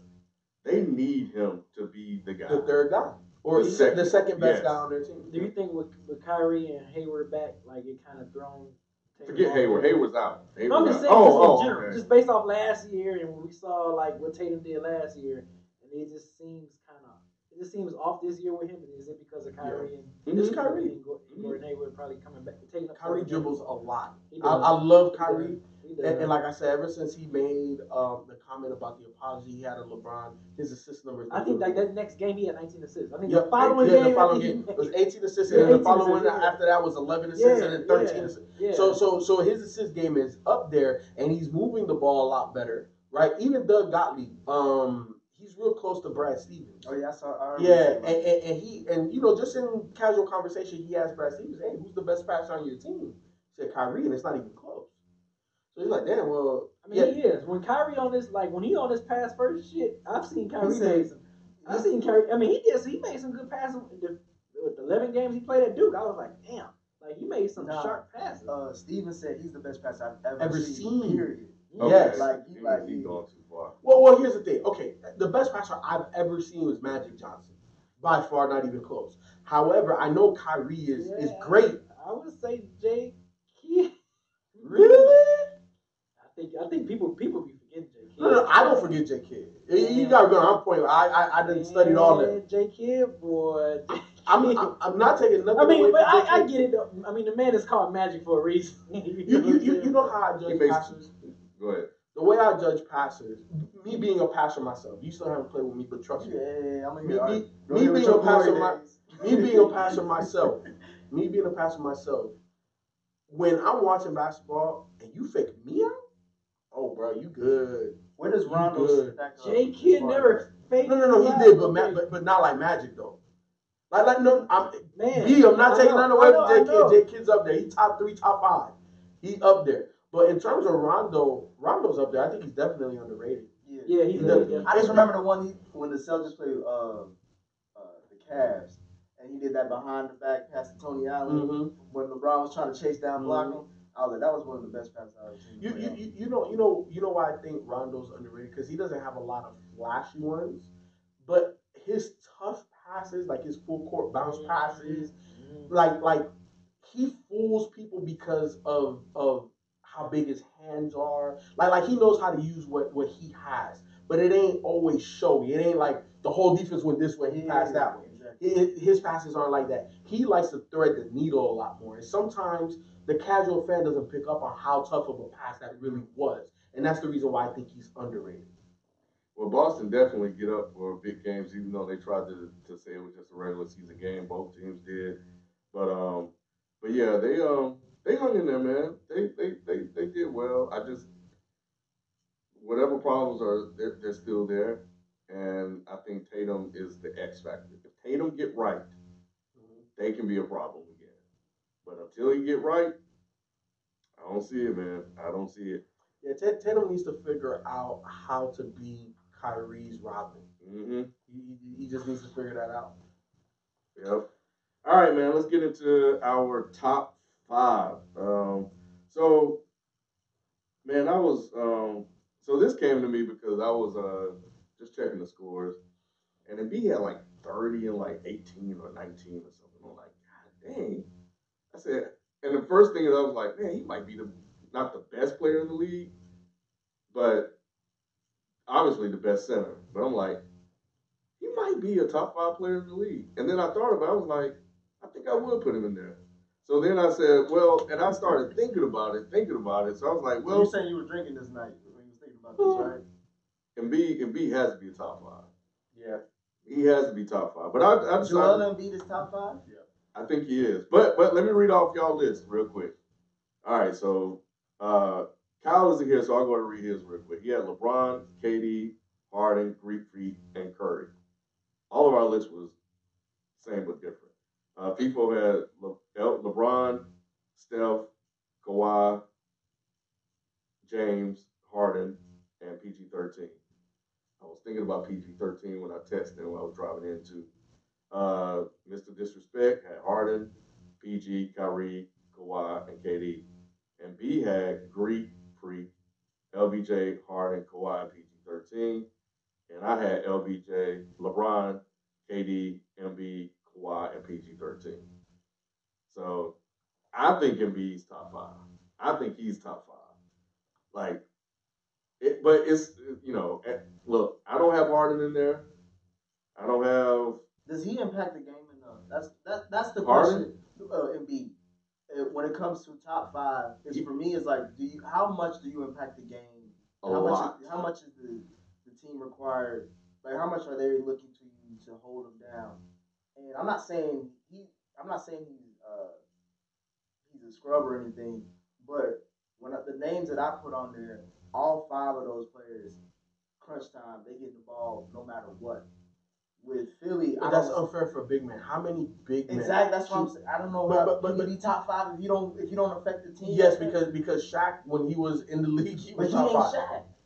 No, he's not Shaq. He's definitely not Shaq. But in terms of impact, I mean, he's not Shaq. But yeah. You putting up Shaq like numbers. He can, but I'm just saying. But like, you better rebound and shot block. You talked about AD. In a guard dominant league, bro. You poo on AD because you said he's not a winner, right? It doesn't translate. When Embiid stepped on the court, they were winning. Are they not in the playoffs? I'm not saying that's the same case for Embiid, but for me, when I think about all the things you do, does that still always equal to wins? They was going through a tough stretch, and this was after Jimmy. You know what I mean? It's just like, if you're supposed to be top 5 with Jimmy Butler and Ben Simmons, I expect Philly to be a lot better than what they are this year. Well, what's wrong with it right now? Right now, what are you talking about? We just talked about teams as far as possibly taking Golden State to the distance and stuff like that, or even just teams to win the East. We don't mention Philly like that. Philly's top 3. But are they a favorite to win the East? Would you say yes, they're a favorite to win the East. They're one of the few teams that can win the East. It's only Boston and Toronto. Everybody else is irrelevant. Boston. Milwaukee. No. I think Milwaukee has something to say about that. We do need to talk about Milwaukee more. Milwaukee does have something to say about that. My only thing is I need to see them in the playoffs. I believe in Coach Bud. We've seen what he's done with the Atlanta Hawks. Right? He never had a guy like Greek Freak. And remember, it was about 2 years ago when we was at Twin Peaks, and I was like, you got to take that next level. Yeah. If this ain't the year that Greek Freak don't take that next level where he's the most dominant player on the basketball court in the playoff game and every single game that he plays, then I gotta move off Greek Freak. He's just nice, but he ain't the guy. You know what I'm saying? So that this playoffs will answer that, right? So that's the reason why I have him number 4. Number 3, I have Philly, mainly because Ben Simmons' jump shot. If this man was, I don't even care if he was hitting it, right? Because remember, I was one of the first people to say that Blake Griffin had a jump shot, and I saw it in preseason, right? And Blake his game really started to elevate once he got the jumper. He hit step back threes now. The man hits threes. Ben Simmons needs to have a threat. He don't even need to knock it down yet, but he's still not a threat. We've watched a whole damn near first 2 quarters of the game. Mm-hmm. He still hasn't taken a jump shot. That's a problem, especially down the stretch. That's the reason why I take him a step back. And the top 2 is Boston and Toronto. But Philly is definitely talented enough to take Golden State 5-6 games. Definitely talented enough, but they don't have enough to overcome them. Just like Boston, just like Toronto, I wouldn't have them winning a game either against Golden State. I maybe agree with that scenario that you said, Kim, but as far as them being on that same level of a Boston and Toronto to even compete, I don't see that. Yeah, Boston and Toronto are a step ahead. Yeah, they're a step ahead. And I could argue that coaching may have something to do with that too. I was gonna mention Brett that too. Brown? Brett Brown. I don't trust him either. We've seen. He's- That's why I said because Philly's in the same division But as Boston, right? but we're talking about Embiid though. And Toronto. Because I think Boston, Toronto, and Philly. Is it And Boston, New York? Toronto, Philly, and New York? The Knicks. I want to say Miami's in there. What conference or what division is that? Southeast. Talking about Miami. Oh yeah, that Miami, is Southeast. Atlanta. So this is the Atlantic. So it's Philly. Yeah, Boston. Atlantic. Brooklyn Nets. Atlantic has Toronto, Sixers, Celtics, Nets, and Knicks. So the top 3 teams in the East are in one division, the Atlantic division. Yep. So the Philly knows Boston and Toronto very well because they face them every year. 4 times. When you look at the matchups, whenever they play, Boston always seems like they are. They have their number. Or better. Yeah, they have their number. They have for me, it has to come Brad down. Stevens. If you talk about the talent should be somewhat even, the coaching is what makes the difference. And Brett Brown shows that he is not a timeout coach, But it's or not adjustment coach. But it's not just the head coach. It's also the experience of the players, right? Because last season we saw it. Yeah. We saw it with Philly. The last 2 seasons we've seen it with Philly. Because remember, Boston was first round and done for a while, Mm-hmm. and then they finally managed to get to the Eastern Conference Finals. No, I wouldn't say it was first round and done for a while because even with Isaiah Thomas, they got to the Eastern Conference Finals. That was okay, but all of the years prior to that, that's what I'm. with Brad Stevens, they even if they made the playoffs, they were a first round exit. Yeah. So at the end of the day, coaching has a lot to do with it, especially when you're talking playoff basketball. 1,000% X's and O's are very important. However, a lot of that is experience and execution, and you really can't get the execution if you don't have the experience. So this year, you got to hold Philly to a different standard, right? Because Embiid and Simmons have firsthand experience not executing down the stretch, and where did they wind up? At home. Now you add Jimmy Butler, that's been there, right? Like in the playoffs, he battle tested. We know that, right? So now the expectation level is a little bit higher. If you lose, because there's always has to be a winner and loser in sports. And I always say it's not if you lose, it's how you lose. Philly lost ugly. Philly lost. Why are you looking like that? Where's LeBron on your list? Oh, he's not on my list. He said, See, disrespectful. on your list? Disrespectful. And he was asking why my name is Because be Yeah, disrespectful. because he's injured. That's why he's not on my list. That's fair. That's fair. He was injured for over a month. I'm not That's gonna put fair. him in the top 5. That's fair. But when he was healthy, Yeah, if he was healthy, he'd be on my list. okay. That's fair. Ken on We give him that. We gotta give him that one, Ken. Yeah, I He think when hurt. I saw that, I figured How can because when you say top 5 niggas, those are all that's an MVP vote. Like that's valid right there. Top 5. Like he can't be in that ballot. I because just the top 5 in the NBA right now. if you said healthy, if you said healthy, my thing was like, I didn't say healthy. my thing was right now. Who's top 5 right now? I mean, he's coming back though. It's a given Man, that out for we're the talking year. about healthy Ain't players. nothing given. You gotta earn it. He ain't earned it while he was out there. Not well. You can give him like a Peyton Manning MVP, where like look how bad the team is when I'm. You know what? You knew I meant healthy players. Don't be trying to be slick. You trying to be slick, and I'm not. I'm not. If LeBron was playing right now, No, you wouldn't. if he was in this game right now against Philly, I'll be saying he's top 5. Everybody got him on there except you, and you're gonna try to hide behind him. Get out Oh, of here. disrespectful ass. I'm just saying, but I don't trust Philly. I just don't trust him. Oh, No, go ahead. no, yeah, but Paul George though, that was the other one I was debating. So I was like, man, He might be the best player on Monster this OKC. year. he is the best player on Man. This year. He is Yeah. monster. And I got to give Westbrook credit because he's definitely stepped back and He ain't got no being reason Robert. not to. Like, what Oh, you he gonna- has a reason. No, I'm He has a saying reason not to. He but does, but like not logically. Because what is he gonna say? He's doing his Dwayne Wade right now. He's basically saying, "You got it, Paul George," and he didn't have to do that. He's still Mr. Triple Double. But I got to give him props for making that adjustment and letting this show run through Paul George. You know, but Because he's having a phenomenal season. Yeah. Right now. I think he's probably having his best statistical. and Melo season. gone. Yeah. All right, come on. There'll be a championship contender if Melo. Addition by subtraction, huh? Come on. Yeah. But you know what? I kind of foresaw PG having a great year. Look, man, you gotta watch what happens in the offseason for these guys because it really tells a lot. You also gotta watch preseason. Not saying that I put a whole bunch of stock in the preseason, but you kind of see what players are working on, who's ready right now, like if the season were to start. And I was watching PG and those Rico Hines UCLA runs. You couldn't stop him there. He was just on one, pulling up from three, behind the back, step back. He just looked like he was just he was floating. He was floating on the court, and we're seeing it now. Yeah. B's the only one that had Greek Freak on there. Why didn't you guys have him on there? And I didn't have him on there either, and I struggle with that. I don't trust him. It's like the numbers look good and all, but it's just like number 1 seed in the East over Boston. But does that mean anything when it comes to them based on their just like their failures? PG-13, he's having a phenomenal year this year. He's balling on both ends of the floor. Yeah, but that's more. But he's like. He's playing top 5 worthy right now. Like you said, right now. He is, but Greek Freak has always been top 5 worthy for the last 3 years, it right? feels different this year. Yeah, it does. It really does. And like people were saying, like I pay attention in the off season, and that dude has been working his ass off. Like he really wants to be like the new face, that guy of the NBA. I mean, he really wants to improve his game. And like when me and people are talking about every year, it's that 3 to 5 window.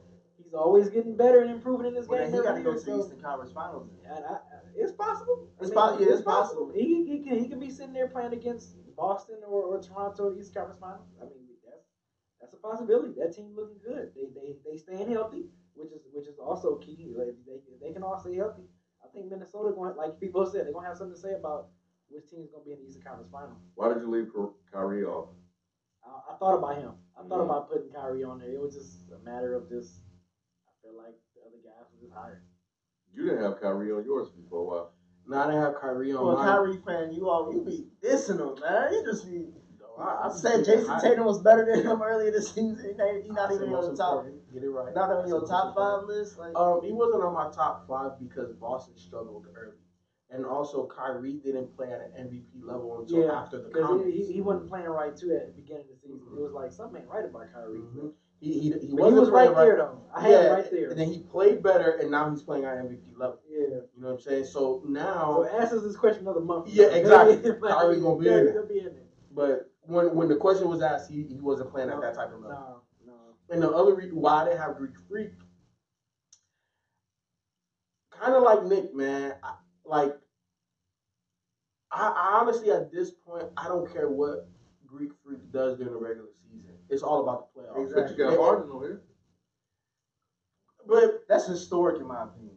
But the reason, the only, and you know how I feel about James Harden, right? Like he don't play no damn defense. He is a little bit better now, but the only reason why I put him on there was because they were out of the playoffs, and he said, you know what? He brought him back. Yeah, he brought him back. And he brought him all the way back, bro. You can call it whatever you want to call it. This shit working, man. CP3 gone. Exactly. Scored 30-something. Clint Capella gone. Yeah. Like almost 20 games. Yeah. You know, I think that's an NBA record. For five games, he averaged 50. Like it's like from no assists. That's historic. From no assists. Yeah. Like no one assists to him. Yeah, assists to him. Yeah. He assists to everybody else. So again, I don't love James Harden's game, but if you could win playing your way and you were out the playoffs, and we're talking about the West, number like 10, 11, 12 down there, and you jump like that in a matter of weeks, as much as I may not like you, I gotta put you up. You gotta respect it. I respect it. Why did you have Kyrie anyways? No. Why not? I think everybody else is way more impactful than Kyrie. See, this, I agree with you, but I disagree because we see the impact of Kyrie when he plays at his top level, right? Like because I still think Kyrie doesn't always operate at his tippy top. You know what I'm saying? Even in the finals when he hit the big shot, there's so much more Kyrie can do offensively in terms of getting other players involved defensively, playing more passing lanes, being better one-on-one defensively. And we've seen a stretch of that. Mm-hmm. And I think that's the level that Kyrie needs to play at to be considered on top 5 list. Yeah. So I'm kind of with you then. Like we just saw it like over the last 2 weeks. Yeah, but he's been picking fights with people. You know, he's been mini LeBron, without LeBron's full year production. Exactly. He's only going to have a half. Yeah, and they're, I mean, we all the expectations of them being the number one seed, the favorite to come out of the East, and they're fifth seed. They should be way better than this. So yeah, but nobody else had Steph. I was gonna get to that. Yeah, I didn't have. My reasoning was because I chose KD over Steph when it comes to who's the best player on that team. In my opinion, is KD. So I'm gonna say if anybody's gonna get any shine on the Golden State, it's gonna be KD because with Steph, he has great numbers. He has a great season, but when it comes to top five, it's hard to pick two people in the same team for me. Like I have to pick one. Yeah, and that's the reason why I didn't go with KD because look, even though they won when Steph was out, it was a struggle. It was a struggle, and I agree that obviously KD checks more boxes. He's a 7-foot shooting guard, physically impactful, and everything that I said previously. But when Steph plays, that's what makes him a juggernaut. And to me, I've always said this, and I still say it right now, that Steph is their most important player. You can't win the championships the way that they're winning championships without Steph.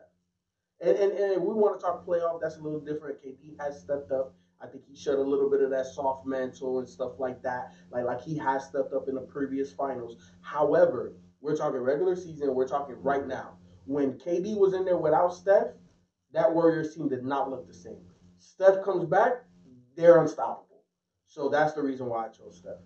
I picked KD because he's my favorite, and Curry's one of my favorite players in the NBA too. And when I watched that Boston game, I kind of questioned it because Steph, man, he's just special. He's electric. I just don't understand it. Like when he hit that fifth three and started dancing before it went down, I just started laughing. But for me, it's like Steph is regular season, KD's playoffs. Because remember, but that's only the last 2 years. Well, though. You brought up the point that we've seen playoff series where Steph is player is real cold. When I see KD in the playoffs, he always shows up. Before you got onto this publication, we've chronicled it. I vividly remember when he was still with OKC against Memphis. When Memphis had a couple injuries. I want to say Russ was down. KD was there by himself and went and choked 2 free throws. 3-1 against the Warriors. Okay. So as of late, then. Yeah, as of late. I give you as of late. 3 years, right? Yes, I give you that. 3 years. I give you that. KD it's been Steph regular season, KD playoffs. Because that's when he's Finals MVP for 2 back-to-back for a reason. But last year, I think Steph could have won the Finals MVP. Mm-hmm. Yeah, but that game 3 when was that game 3 when KD made that shot over JR and them behind courtside. To me, that was when he won it. Because it was that was the best game. That was the second best game the Cavs had to steal, especially it was their first. He's hit some big shots in the playoffs. But that to me, but I have more in the last 3 years. I have more playoff moments from KD than Steph. In my opinion, I may be wrong. I could bring up something, but no, KD's been the one that's dominating the playoffs, especially the bigger games. Yeah. In the bigger games, KD stepped up. I mean, he's a bona fide weapon. 7 feet, he can score from anywhere. And defensively, he's got a lot better too. So he's on both sides. With Steph, is more one side or the other. Yeah, I mean the advantage he has over Steph is obviously his height. So his size, his physicality. Yeah. So, but who's more special? Man, KD is special. I'm not saying he's not. I'm not saying you're saying Steph's more special than KD. Yeah. What 7-footer do you see do what he does? No, I have ever. And make it look easy. No, exactly. We've never. Nobody. Not at 7 feet. Not at 7 feet. So, but we've never seen somebody. Look, do you understand that Steph Curry is no? Wait, hold on. Let me get mine out. I'll let you get yours out. We understand that Steph Curry is third all time in 3-point makes. And how many seasons has he played? Do you know that he's done that in over 1,000 less games than Reggie Miller and Ray?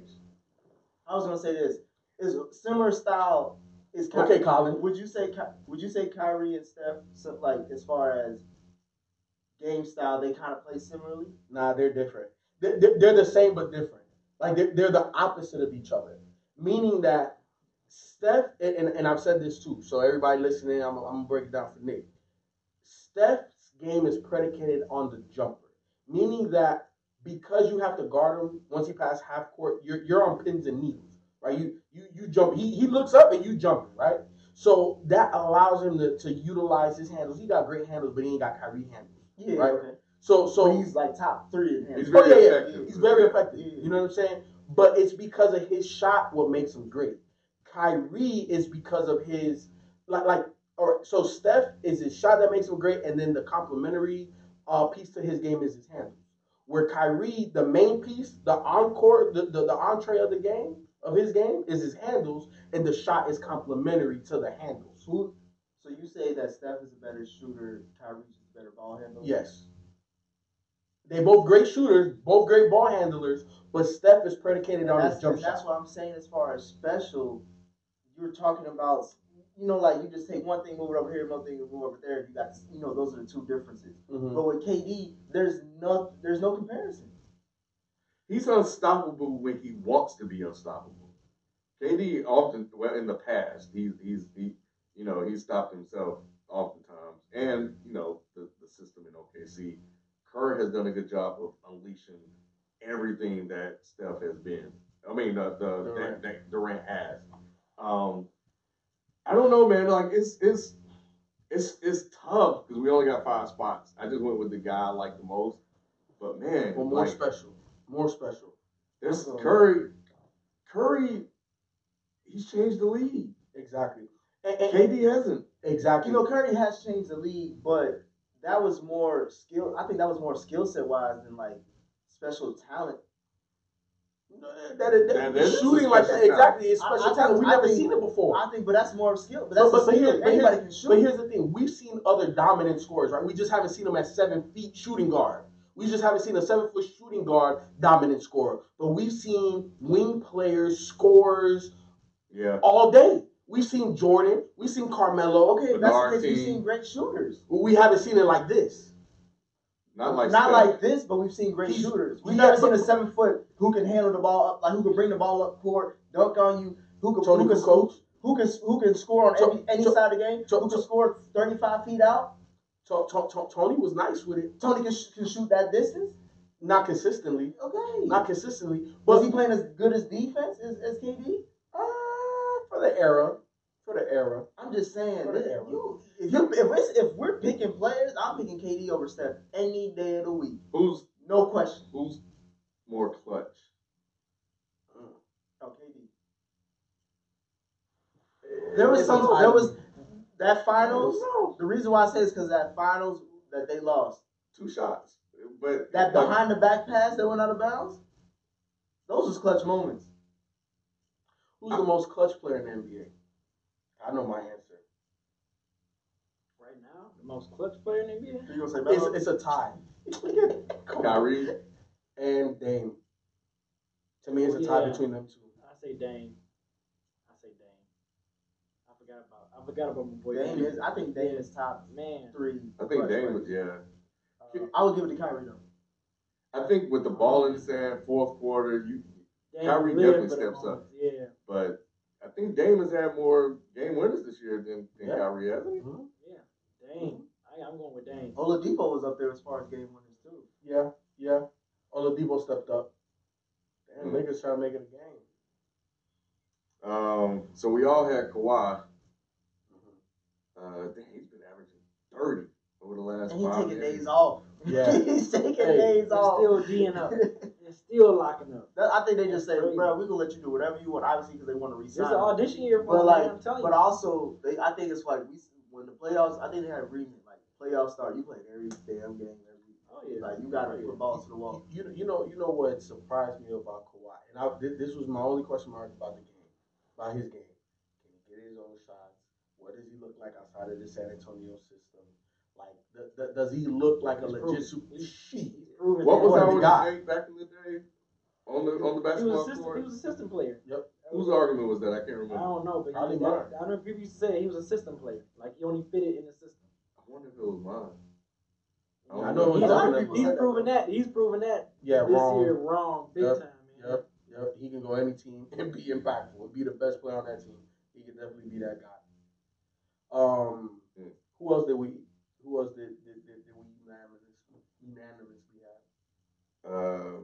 We all had Paul George. We all had LeBron except for one. no, yeah, and Kawhi. That was it. Okay, everybody else kind of changed it. Yeah. Do y'all think y'all list gonna change before Of the course. season? Like, Yeah, I think it could change by the end of the year. Yeah. What we didn't have though was AD. Why? Wins. Yeah, To me, it's as simple as that. Yeah, Pelicans not in the playoff team. They're not even. Simple as Yeah, that. they're not even like contending for you. Yeah, that's probably my answer too. Because it ain't the numbers, it ain't the impact, it ain't what he does on the court. Simply win. At the end of the day, it's about winning the losses. Yep. Everybody that we have on that list is in the playoff race right now. Every single person. Okay. Let me see. I'm looking around. See if we left anybody off. Blake Griffin. No, I'm just playing. Is Westbrook. Nah, I don't know what's up with his shooting, man.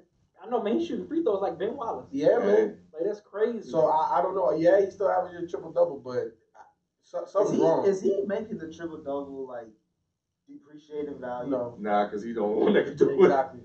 No. The only way you can say that is if it was like 4 or 5 of the players doing it. Then you can say it's depreciating. But this dude is still putting up a triple double. That's freaking insane. Well, because to me it's just like for how horrible his shooting is, and like we've seen in late games when he tries to be the guy, he still doesn't. Because he's still going. It's like, all right, what is this triple double? I'm telling y'all, it's that, and I rung the alarm a while ago, and it's the knee. I think it's the knee. I've been seeing this shit. Y'all be listening to me, man. I've been seeing this stuff. You may have a little something there, mainly because of the type of shooter he is. He's literally a jump shooter. Yeah, he gotta get some elevation on his shot. So if that's a little off, it could throw off his whole game. But here's the thing though, Ken. It's the free throw shooting that concerns me. Because even if you're not getting the lift on your jump shot or anything like that, your free throws should not plummet in terms of the percentages that he's shooting at right now. And that's what's concerning to me. Yeah, I didn't know he was shooting that bad from the free throw line until we talked about it. You know, I thought it was just the shooting, like he was just shooting 4 for 30. You know, every night. He's really out here looking like Ben Wallace at the game. Like seriously, as a guard, that's crazy. Can't be shooting like that, man. Nah, man. Okay, well, yeah, man, interesting. I think what that list tells me is that it's an exciting time to be in the NBA. That we have so many different players we plug in and pull out, you know, based on our personal preferences, and I think that's something, man. And you know, I was wondering when I was looking at the ratings. I forgot what article I was reading, and they were saying the ratings were down 22% based because LeBron left and went to the West, and so anybody want to watch. Like, who is the guy in the East that the NBA can sell? And it might be Zion if he gets picked by an East Coast team. I'll say Kyrie. Yeah. Nobody's watching. Well, nobody's watching. They don't really have that many great games and matchups. But everybody watched LeBron regardless. I guess that's what I'm saying. Yeah. LeBron was the attraction. LeBron is the NBA. He has 4 years left. Who is going to be the NBA next? Oh, after LeBron retired, like leave? Yeah, like, but there's it's like Steph, but he's in the West. Like, I guess, like on the East, who can? I don't think KD because he's coming to New York. I don't think KD moved the needle like that. Can Joel and Embiid? Nah. He's a superstar, but I don't know if he's charismatic enough yet. And I don't think he moves the needle that much. Yeah. I think you do have a point. If an Eastern Conference team does pick, because let's be honest, outside of LeBron, the number 2 box office guy next year will be Zion. And it's not even going to be close. They're not watching Ben Simmons. I think Zion. He's going to come into the league, and he's going to fill up. He's a star now. Yeah. Oh yeah, if he go to the Hawks, that might be a good take. That might be a good take. Yeah. And he going to New York too. Everybody going to New York. We getting the number one pick. We getting all the stars, baby. Yeah, We're gonna be the Mecca again. They not watching Greek Freak. Like Nope, most of they're the players we named are NBA fans watch, but beyond that, But I always feel like we ask ourselves this question every time, like a great is gonna, like I think they said the same thing in the NFL. Like, who are we gonna watch after Brady and Manning and them? Like, we got new stars come out of nowhere. we have stars, but seeing the drop in ratings by one guy moving to the West, I just don't think there's that many great games like on a nightly basis. but there should be enough Prime players. time. But Here's the thing, though. it's not about the games; it's about the players. For the diehard fans, right? Like us that have fucking league pass, I try to watch as much basketball as I possibly can, and I watch the Phoenix Suns and get enjoyment out of it because I want to see how these young guys progress. But the casual fan doesn't; they're not watching basketball like that. The only other guy outside of LeBron in today's game that moves the needle like that is Steph, right? Because when Steph erupts, everybody wants to watch. And if he was in the East, the It'd ratings be would different. Exactly. Because let's be honest, these West Coast games start at 10:30 at night. They don't finish till 1 something in the morning. People that live, and it's predominantly people that live in the East Coast, they're not staying up to watch all of that. They're just not. So I agree, man. Like it's gonna be Zion. If he goes to Eastern Conference team, because there's nobody else that has that type of fandom. Is LeBron and Steph, but they're both in the West right now. So Zion. If he goes to the Eastern Conference team, Zion. They tried to sell us AD, and it didn't work. They marketed the hell out of Anthony Davis. Because he's a big man. It didn't. I mean, but he's a face-up big though. Yeah. But he's still a big man. Like, think about all the players that we look at and we glorify. I mean, they've all been guards. But the difference is his game Shaq was up there. Shaq was he was an exception to the rule in my opinion. Because even then, Shaq, it was just Shaq, and it was everybody else who still had guards. He had the personality. That's what I'm saying. He's an exception. But most of the time, we talk about Jordan, we talk about Magic, we talk about Bird, we talk about LeBron, we talk about AI, you talk about like those types. But I think your criticism. I think you're saying that they didn't take to him because he was a big. Because his game isn't sexy. Isn't what attracts the casual fan. No, but he's like people say he's face up, so he can be on the perimeter. I think he just didn't have the personality. And let's be honest, right? When you move the needle like that, we're talking about box office. You're talking about highlight plays. Yeah.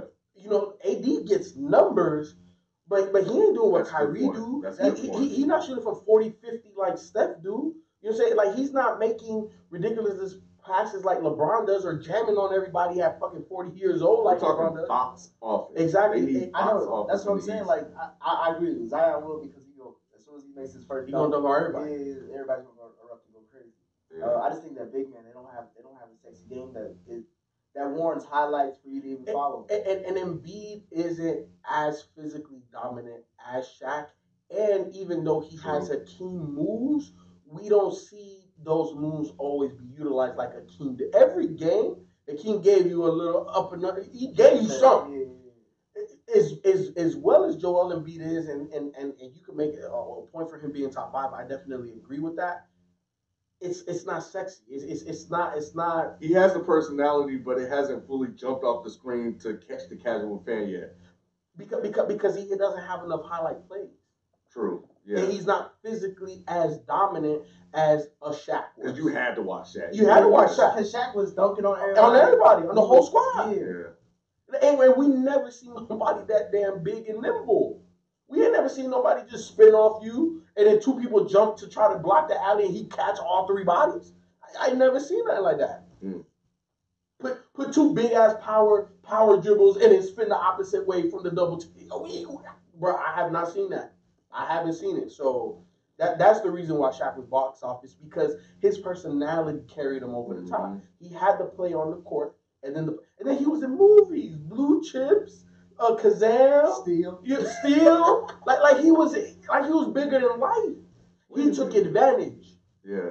And he had a signature. How many centers have a signature shoe that little kids want? I had the Shaqnosis, bro. Did he? I was gonna say he went platinum with no features, but I think Biggie was on his album. He went platinum though. He Yeah, the only platinum rapper? Yeah. Man. What has Shaq not done? Yeah.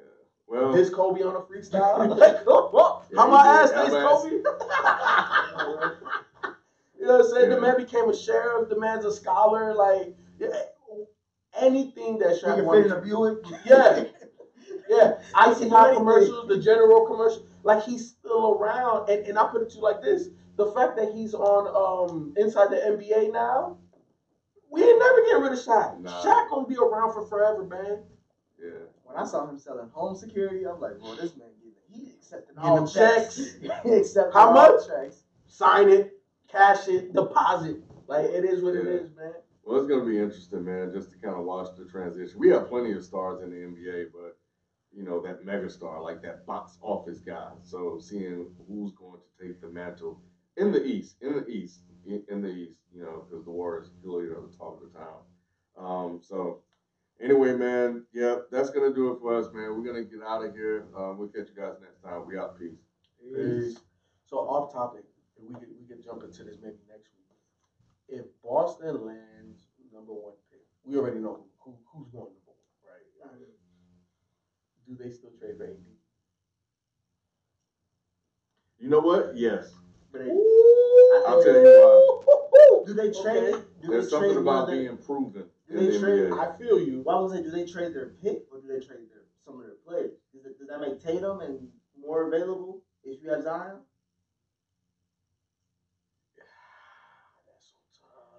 I got questions about Zion. What questions you got, kid? What questions you got? Until next week. Let me think about it. I got questions. I just don't know what they fully are yet. But I feel like yeah, he's stiff. I'm I'm talking about when like it comes to perimeter, like if you're talking about dribbling and like shooting. I'm not talking about like Because he don't have guard agility, but he has more than enough agility to get by anybody he wants to get by. I definitely like him, but there, you know, I mean, y'all know how I do people. I know. You know? I know. You need to see it. I've seen it. But I'll give up on Jason Tatum if it was for Zion. for Zion. If I get Zion out and I get AD back for giving Jason Tatum up, oh yeah, I don't know. that's a 2-for-1. But here, You know what? Maybe because Tatum hasn't. Exactly. That's what I was saying. Is 3 to 5, man. It's I know. always That's why I'm not tripping, but because everybody is taking a step back. Bro, if we can get AD Okay. now, ain't no 3 to 5 with AD and Zion too Yeah, that'd be crazy. with Brad Stevens. That's crazy. So are we like how are we breaking this down? Oh, you did take the much more. Yeah. But yeah, no, that shit would be crazy as fuck